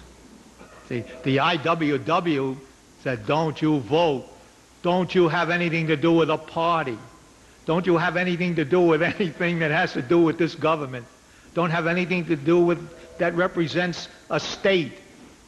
See, the IWW were anarchists. See, they wanted to smash the state. See, they wouldn't have nothing to do with what SLP, but they did find some accommodations because the SLP was a syndicalist, had a syndicalist view of how to get to a socialist state. See, the IWW were for socialism, but how do you get there? Smash the state with whatever you got. If you got 100 IWWs, we'll smash them. We'll bomb them. We'll do anything. And they worked in small circles. They had to be secret to a large extent. There was an element of conspiracy because of the nature of the beast, the companies and bosses they took on. But as I said, they traveled. They didn't know one place from another until they got there, and then they, right away, organize and smash this state.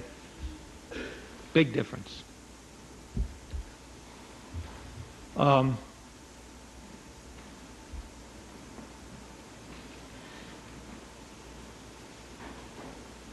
Well, who did I miss here? I got... Oh,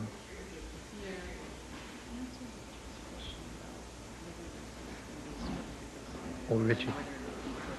Yeah, right. Let's take that up.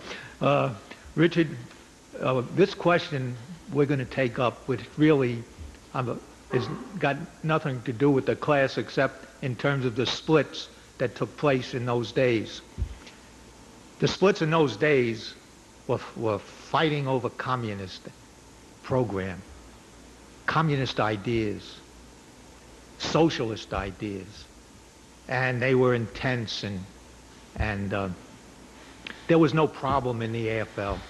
AFL never had to worry under Gompers that there was going to be some opposition developing, except through these elements I described that were both wobblies, like William Z. Foster and Haywood and Deb, although Deb stayed in the Socialist Party, even though he was a revolutionary. Now, the struggle here has begun to open up, and it's very early. So we're watching, the party is watching a development from a group called the New Unity Partnership. That's the result of the scientific technological revolution that changed the nature of the working class in this country from industrial to service-oriented, and have become, the service-oriented workforce has become the strategic center of the labor movement. And I encourage comrades to read High Tech, Low Pay by our chairperson, Sam Marcy, for the field back in 1985 or 86 when he wrote it. This is just as I described the industrial workforce that it grew out of the assembly lines toward industrial unions that occurred during the 30s under the CIO. That's just what's happening in this new workforce. Low-paid women, third world, oppressed, low conditions of work that are much worse than what the industrial workers used to make, what I made when I was a steel worker, compared to what a service-oriented worker would make now, or an auto worker, with that now we're all out of jobs, both in steel and in auto. They've shut the plants down. We call them rust belts in steel. The big corporations don't exist.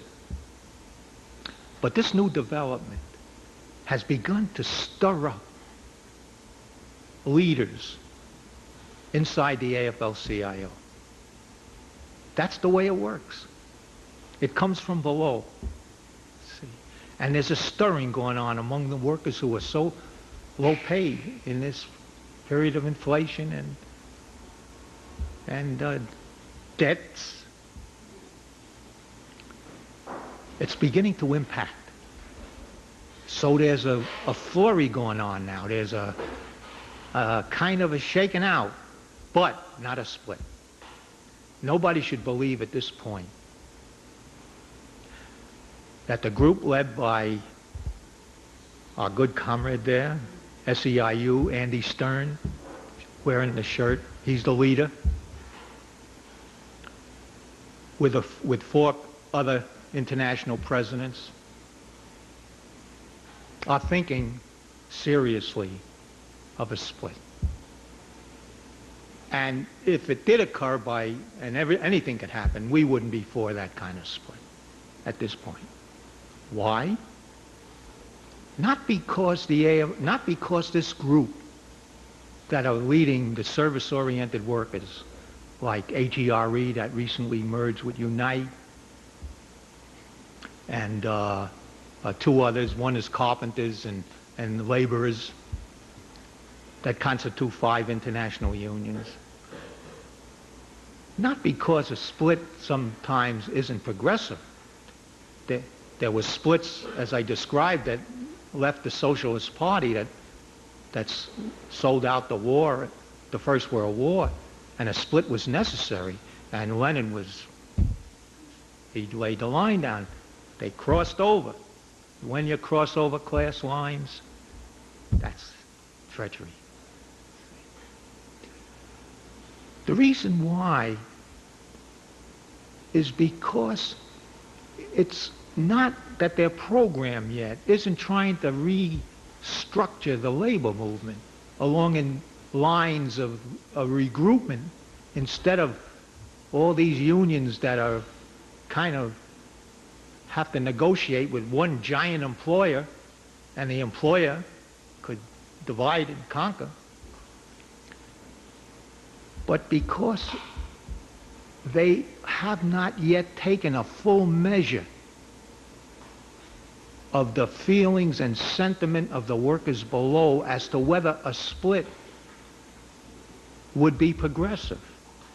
They're doing it on the basis of discussions within their differences with Sweeney, who represents a different, not that he represents a different current. What Sweeney wants to do is represent all the 56 or 60 members of the Federation.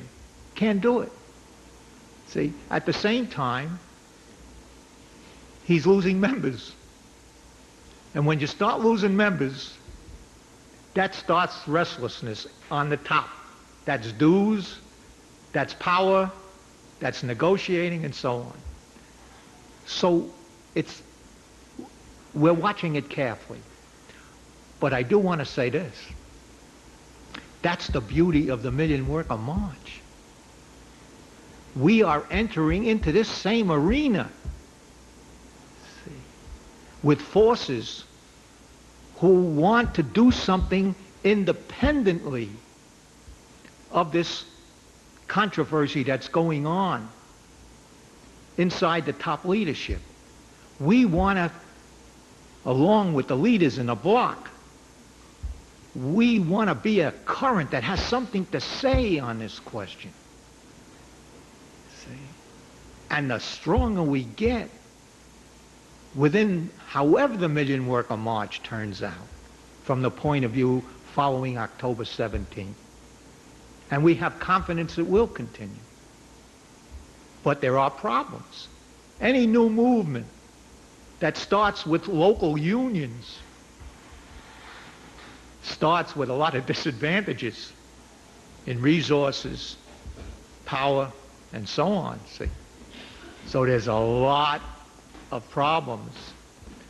But the dedication and the crisis of leadership that I talked about earlier is beginning to express itself now through these leaders.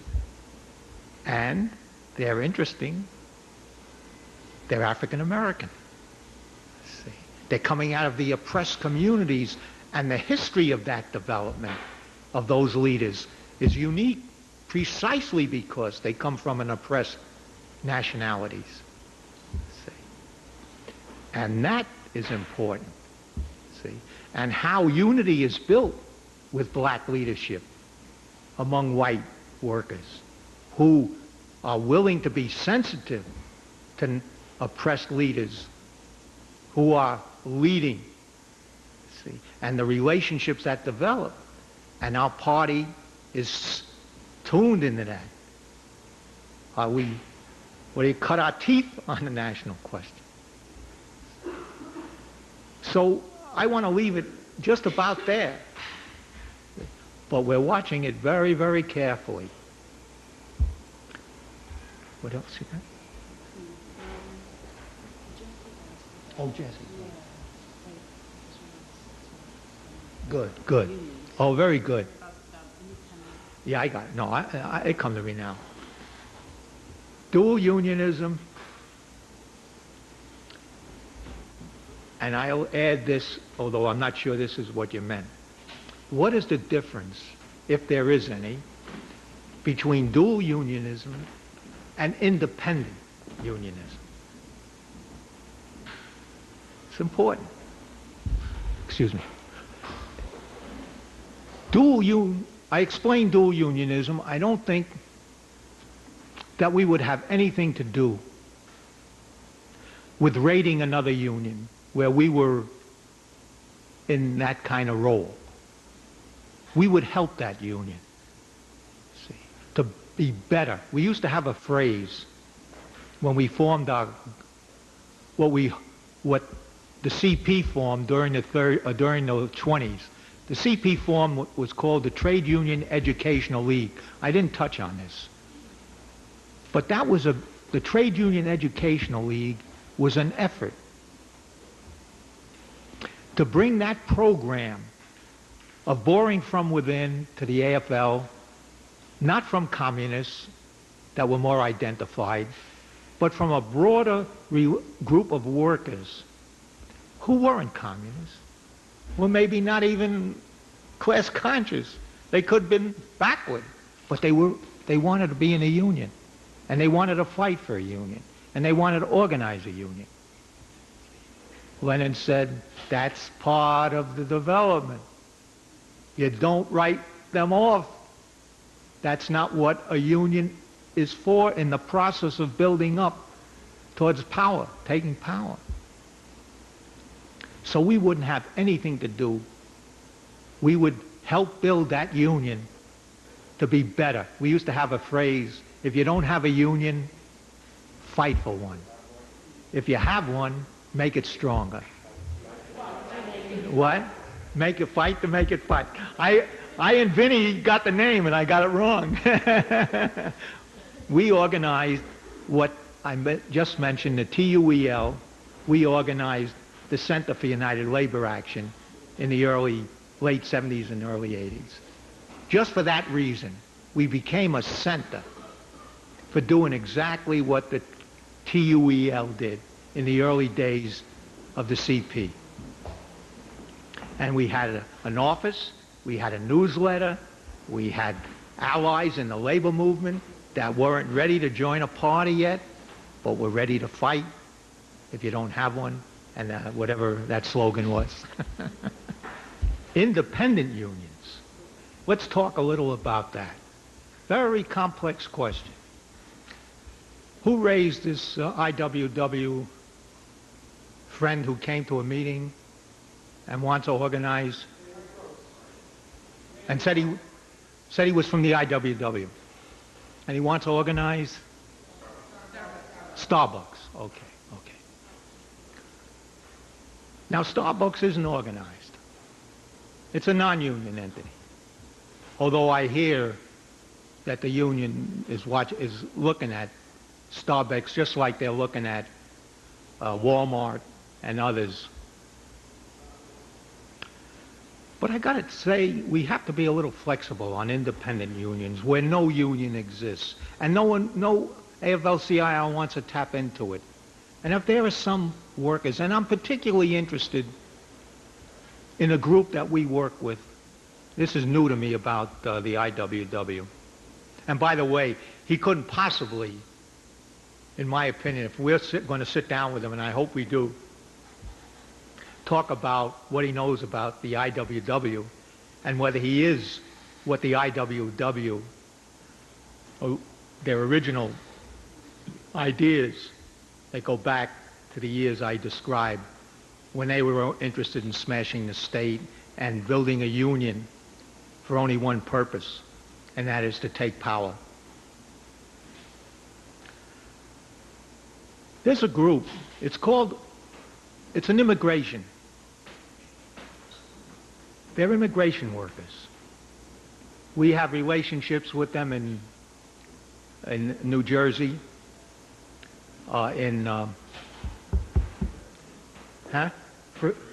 Freehold. And then there's a group that works with us at 14th Street. They call themselves Amat. And they're an immigration workers, and we've worked with them in the course of a struggle with green grocers who were paying these immigrant workers, primarily Mexican workers. They violated every law in the book. But we were working with a union at that time called Unite, the needle trades 169. But Amat wants to organize some of them immigration workers. Nobody wants to organize immigration workers at this point in the fields that they're talking about. And I'd like to listen, and all of us in the leadership of the party would like to listen to them, to see how we could be helpful on one hand and explain also the dangers of forming a union. There are dangers for a group that's primarily political in defense of their people, that now wants to move to joining a union, to organizing a union. Why? Is because you have to understand the nature of the bourgeois state now in regard to organize a union. They are on top of everything now. They want to know every nickel. They got now laws. You can't even breathe without telling the Department of Labor what air you're breathing. Audits, right? So there's a certain element of naivete in this. The meaning is well put. They want to help their people. But we know, we've gone through this experience in CULA that I described a few minutes ago. See? They tried to make us into a union, this government, in 1980 or thereabout. And we were in a big fight with the government because we said we were in a union. But meanwhile, we were out there boycotting, we were out there picketing, we were out there doing everything and we have a pamphlet on it called Sibley's in Rochester. Absolutely. See, in order to be charged with secondary boycott, you have to be a union under the law, under the National Labor Relations Act. We fought them and won. We won it in the courts. No, in the National Labor Relations Board. After a long fight, we were sued for millions. Millions of dollars, and we had, where would we come up with that kind of bread? See? But we beat them. We beat them. And Sibley's was organized later on. So was others. See? So that one in New York, that's now out of business. So we got a lot of experience, the party does, in this. And I would appreciate that kind of discussion among other leading comrades on this issue of independent unions. See? Well, did I miss somebody here? Well, Let me see. I think there was one more question. Arturo's question. oh yes. This is tricky. I left this for last. See, the former Labor Party, well, first it was the Labor Party. And really, from a socialist point of view, from a communist point of view, in those days, wouldn't forming a Labor Party in those days be a good thing? Independent of the two parties, the workers were on the move. They needed some expression of independent, political independence. So the idea of a Labor Party, it began to get some legs inside the communist movement. But you had some problems to overcome. One, first of all, the Socialist Party was running candidates, and Eugene Debs was their presidential candidate during those years. He had notwithstanding the Socialist Party's position on the war and other things, that wasn't Debs's position. He was really a true socialist, a true revolutionary socialist. You could have differences with Debs on some issues, and I want to take it up with Jesse later on, the question of, at another time, the dictatorship of the proletariat, which is very important. So what happened? See, the bourgeoisie at that time was going through some inner splits. And populism began to develop, which was a movement that was sort of drawing in small farmers with a whole program of their own.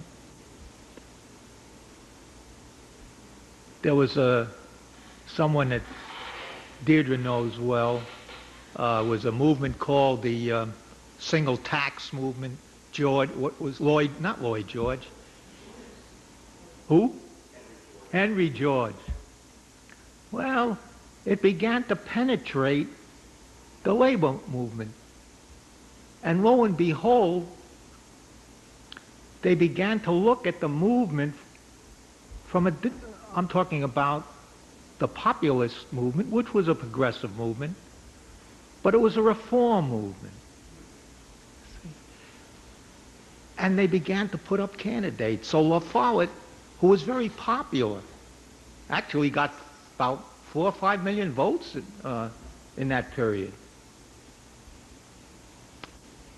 And the question then came up in the communist movement, the growing communist movement, the left wing of the Socialist Party and others who were interested in independent political politics, began to get uneasy. And differences occurred. And they had a different sense of mind about the La Follette movement. But there was a pullback. But others didn't. See, and they supported the movement. It sort of came up.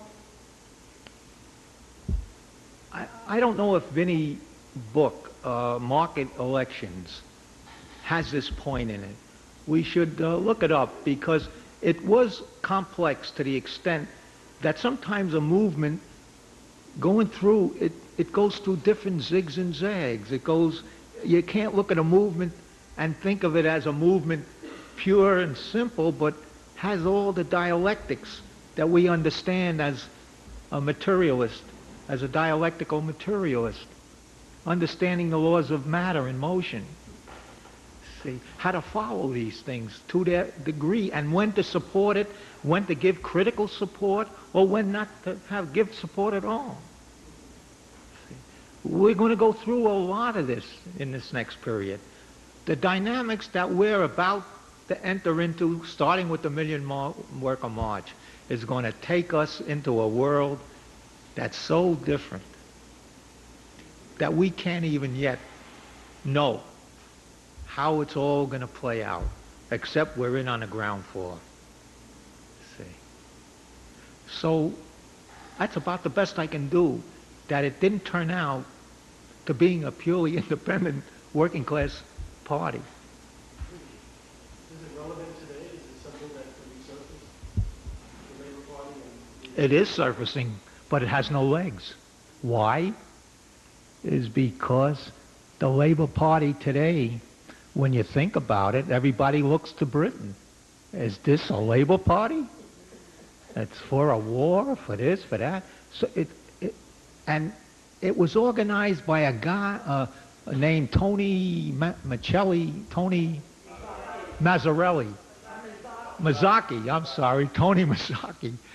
And it was like a one-man show. Everything had to go through Tony Mazzocchi. So I'll give you an example. The most recent one? No, he died recently.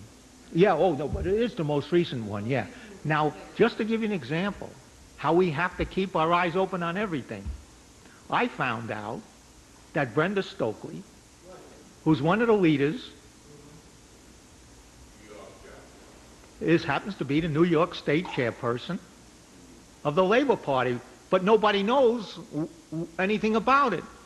It doesn't really function. See. Even in Cleveland, Jerry Gordon, he's the state chair of the Labor Party. So it isn't in the mass movement. It hasn't gravitated into the working class. But nevertheless, we look at everything. See, we look at everything. But Henri went to all the meetings of the Labor Party. We followed it very carefully from day one, and within weeks that the Labor Party was formed in New York City, they already had a split. They were already fighting among themselves. Different currents, arguing over organizational questions and this and that and so on. They just all disappeared. And why? Tendencies got into it, like everything else. They gravitate where they don't want to go to the workers. They're looking for a shortcut. So they went to the Labor Party thinking that that was going to be it. And they all walked in with their own agendas. And I said to Henri, let's get the hell out of there for a while. We got more fish to fry than that. Anyway, that's it. Well, this is going to be a last show of hands because we want to end in 10 minutes. Everybody, please keep your comments or questions short. So if you do have questions for Milt, that he can actually answer them. So let me just write them down. I'll call on people who haven't spoken first. Okay. A little bit too many people, so if anybody wants to decline, that would be, let's see, Francis and Arturo. Okay. Sharon. Immigration issue, and when earlier it was mentioned about the closed shop and the open shop, and I don't think anybody really answered it. And in the living struggle, this actually came up when I organized nurses in a facility that never had anybody organizing before in 1970. We first tried to go into 1199 and we lost at the State Labor Relations Board after a 2-year struggle. But one person had signed up to the New York State Nurses Association, which was just beginning to organize at that point. And we ended up going into the nurses union because all our nurses, all 10 of us, and 5 in another facility, all had different wages, different working conditions, and the boss was using us against each other. So we ended up going into that union as opposed to being in nothing. And we got in, and I demanded a closed shop, and the people organizing didn't know what I was talking about. And we did win it. We won a closed shop in that facility, and to my knowledge, everybody in the New York State Nurses Association collective bargaining now has a closed shop with a dues check-off. And the other point about that struggle that was interesting, I worked in a city facility that was run by Beth Israel Medical Center here in New York, which is one of the largest ones that had 800 or 900 nurses against our 15 in our group. And they were the ones who fought against us actually organizing. Those nurses there were threatened with loss, and a large number of the nurses in the 70s were from other countries. Many from the Philippines, but some came from the Caribbean, others came from Ireland and Scotland and England. And what they did, they threatened them with the loss of their nurses' permits, because most of them were on permit. Since they weren't licensed, you have to apply for that. They threatened to take their housing away, because in those days the hospitals gave you housing. You paid for it, but they supplied you with housing in the vicinity of the hospital. And they threatened their permits, either their license or their permit, and their housing, and to jeopardize their immigration status. So out of the 800 nurses there, we did some organizing there, but we couldn't win it. And so they didn't organize at that point, but they got every benefit we won, and it took them until 10 years later that the nurses over there organized into an independent union. But for that whole period of time, until we reverted back to the city, they got every raise we got, they got every benefit we got, even though they never joined a union until 10 years later. Okay,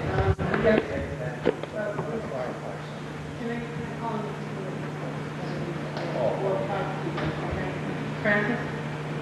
on the subway, I saw a sign just as I was coming down today. The Freelancers Union, a union for independent workers. And apparently there are a lot of people who are working independently today because of the technological revolution. And it's very hard for them, for example, to get health care, health insurance. And I think because they mentioned that on the ad, I think they're forming a union of independent workers so that they can band together and get group medical insurance or something like that. But they have a seal that says Freelancers Union, and this is the first that I've ever heard of it.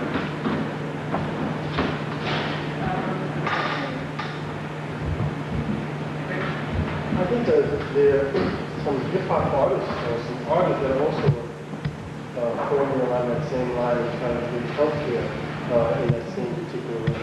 Michael, I've read this book from front to back. I thought it was a very interesting book. When you talk about the people who, you know, they were shot at one day and they buried their comrades, and the next day they got up and they were right there on the line. And they were, you know, fighting with the bosses. I was just, you know, hey, we dealt with that. We got a setback, and we were ready to fight and continue to fight. It was a very inspirational book as far as to looking at the history of labor. I look at, or you know, I read this book and I look at today, and I'm curious about one thing. But I have two questions. One, he talked about something about community unions, and I just wanted to know if you could touch on that a little bit. Community unions. But the second thing is, what is different about the worker today and the worker back then, that when the worker back then lost, it was like they won, or they became more devoted to fight harder. It just doesn't seem like the workers today have that. And I was just wondering what you think of, you know, is the cause of it. Sure.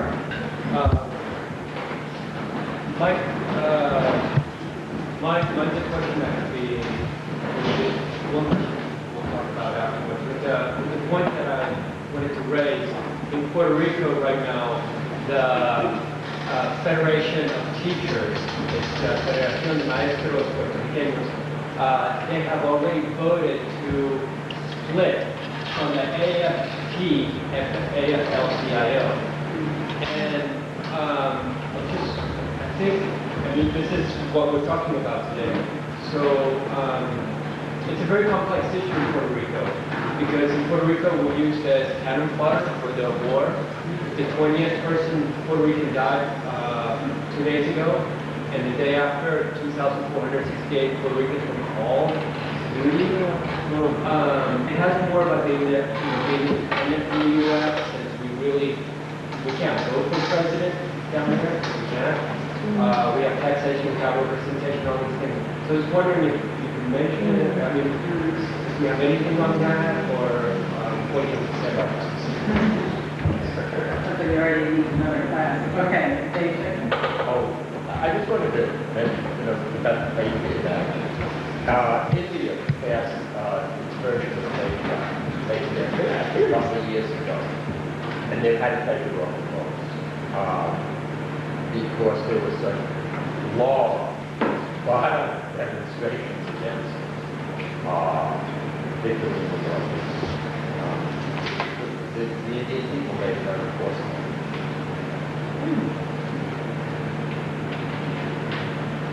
Right, so that was the last round. I actually wanted to say something. It goes back to what Greg was asking, and I think a little bit about what Richard said too, because in comparing the period of this very big upsurge in class consciousness and militancy of the working class, you know, impacted by the Russian Revolution, as well as the very much of the class consciousness of the European workers who are migrating here, and then today, what's the difference? And so I was thinking of two things. One is that, and this actually has to do with the leadership crisis, is that right at that period, the U.S. was becoming the biggest imperialist power of the world. It had started to become an imperialist power at the turn of the century, but it was gaining momentum, especially after World War I, right? And so one of the things that Lenin pointed out in terms of the impact on the class struggle and the class consciousness and on the struggle of labor is the impact of being in an imperialist country. Okay? And Lenin actually wrote a whole book, you know, Imperialism, Highest Stage of Capitalism. Now, that book, he was actually, you know, defining for us what imperialism was. But in the later chapters, which are very important to study, he talks about the impact of being an imperialist country on the working class, especially in terms of buying class peace by giving higher wages to a sector of the working class, and also, you know, buying off the labor leaders, you know. And so I really think that we have to look at that too, because that was sort of just starting to happen, but really had a big, you know, sort of galloping momentum with it. In addition, with being such a huge imperialist country, you know, it impacted people's class consciousness from the point of view of whipping up racism and patriotism, and so causing division and chauvinism within our class. So I think that we, you know, we have to put that in the mix in terms of, you know, what took place, like, you know, before it was an imperialist power, for example, in the 19th century, and then as it became more and more powerful. And we see certainly that has a big impact today on the class consciousness of the workers, and why it's so important for us to go into the labor movement to oppose, say, the imperialist war, occupation. But we also see that there's a change, which we've been talking about too, in the class, in the situation for workers here, that there is now more a pushing down of the working class as a whole. Still a lot of the oppressed, you know, but there's a pushing down of the white workers as well as, you know, all the workers of color and immigrants. And so that provides the basis for more solidarity within our class, and also class consciousness, which we're just now seeing a change, you know, in terms of independent and more class consciousness. But it's still just a beginning stage. The second thing is that, you know, we were talking very much about the impact of the victory of the workers in Russia during the Russian Revolution, and how that inspired class struggle, class consciousness around the world. Well, the impact of the defeat of the USSR 13 years ago had a reverse effect all over the world. And you didn't have to be a communist or pro-Soviet worker to be impacted by this. You know, it had a defeating, you know, defensive impact of our class all over, and a triumphalism by imperialism. You know, so we're still suffering that. We're still suffering that, but we again are finally in the last few years, you know, seeing a little bit of getting away from that. But 13 years ago was a huge, huge defeat for our class, and we are still in the shadow of that. We're still in the shadow of that. And, you know, so just be putting those two things in perspective, and then turn it over to Milt. I'd like to just add to what Sharon said about closed shop, open shop. there's what we call a closed shop. A closed shop gives power to the union for hiring. They have hiring halls. They have their workers come in. The employer tells them what jobs are available, either for the day, the week, or they're hiring. And that exists in the construction trades, in the laborers' unions, and some others, which are old now compared to where the situation is now. They're not a predominant relationship. They don't have a predominant relationship with a union in regard to that kind of power. The labor movement has lost, and they've played into the mistakes because they become nepotistic, they become other things that happen, and things turn from what they originally are sometimes into their opposites. What we're talking about is an agency shop. An agency shop is different. An agency shop requires you to join the union to get the benefits of the union through a dues checkoff. See? And an agency shop is predominant today, although even there companies are beginning to try to figure out a way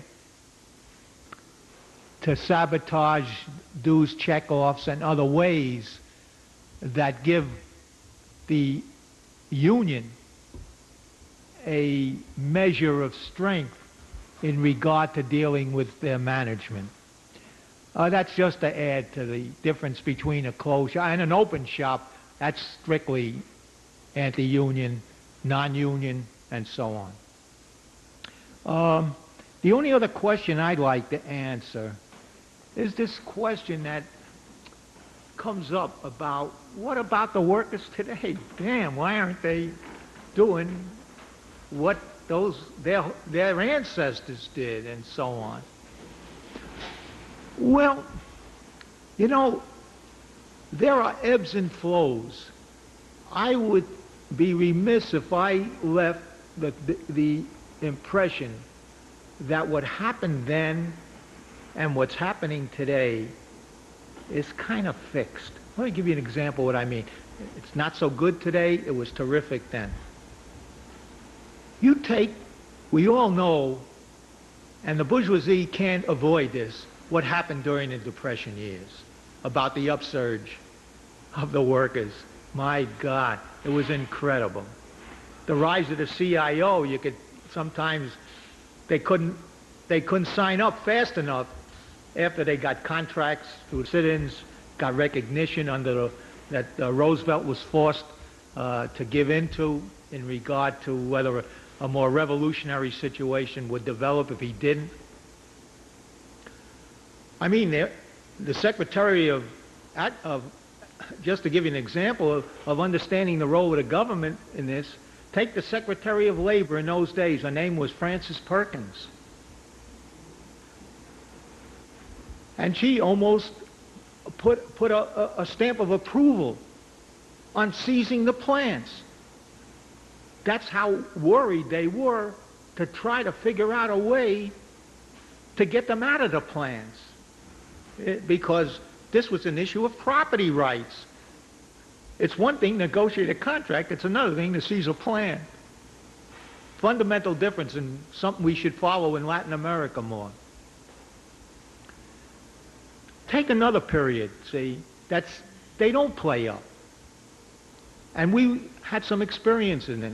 You take the period 1945, right after the Second World War, to 1949. If you go, some of our researchers, Greg,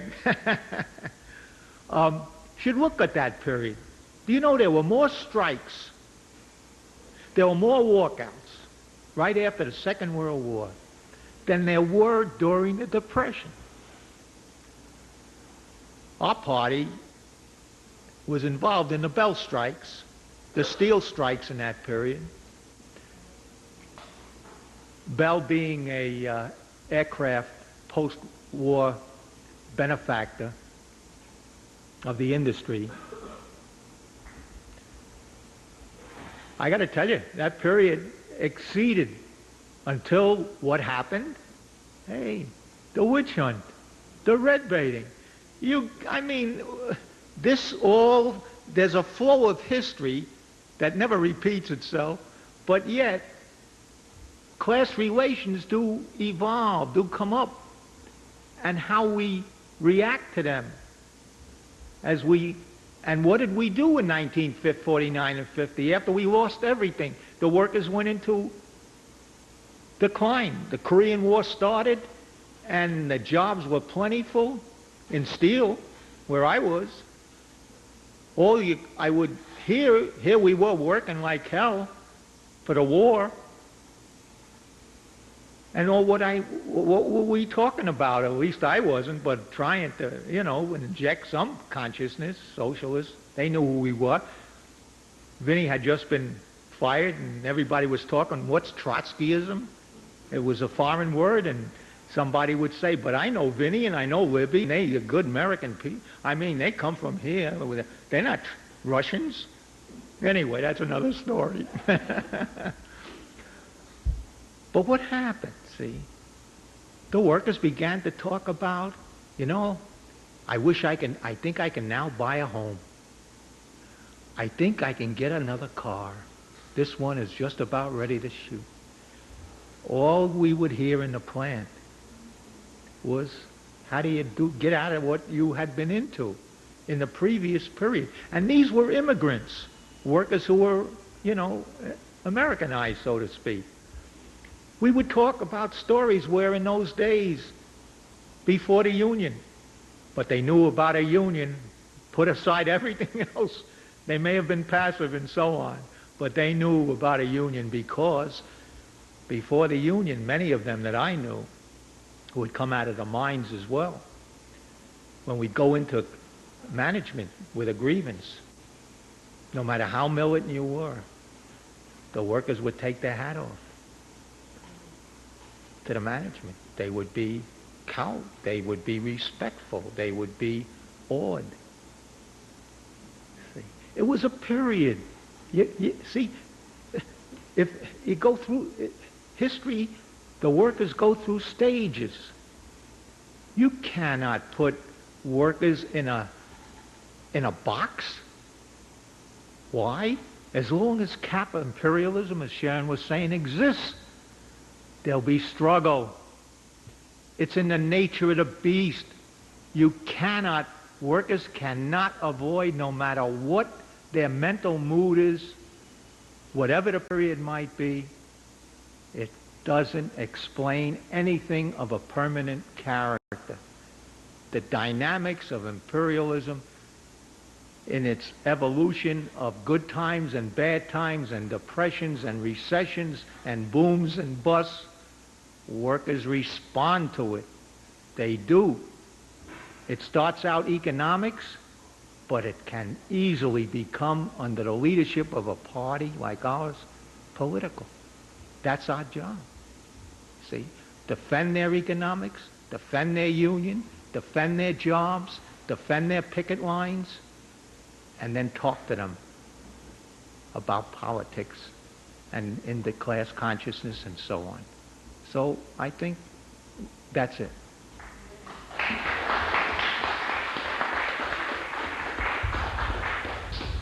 Well, this was quite a class. We really, thank Milt, that's for sure. It's really...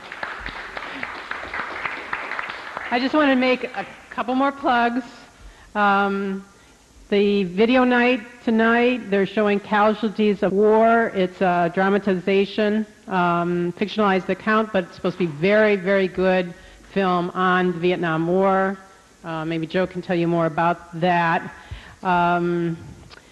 We have a pamphlet on the boycott struggle that he was talking about. We've got a lot of pamphlets we don't actually usually put out, except for maybe conferences, called The Battle of the Boycott, Free Speech for Labor, that was put out by Center for United Labor Action. This is a great little pamphlet called Blast Furnace Brothers by Vince Copeland, about the struggle of the blast furnace workers, mostly African American, and the workers like Vince who supported them in terms of, I think, seniority struggle, I believe, among other things. I haven't read it for a while. I should read it again. It's a great book. There were women wobblies who then became communists and leaders of the Communist Party, who are very, very militant trade union labor activists. Rebel Girl, it's a terrific book. As far as Labor's Untold Story, we sold just recently our last copy. We've ordered 5 more, so they'll be in a couple days. Be sure to buy one before it gets sold out again. Next week's Workers' World meeting is on Thursday, so stay tuned. It's not on Friday. Next class, we hope and think, but we'll have to tell you later in the week, send out an email and phone calls, that next week's class is going to be on the Communist Manifesto. Rebecca Toledo and Fred Goldstein would be teaching it, but I need to confirm that. So stay tuned on that. I think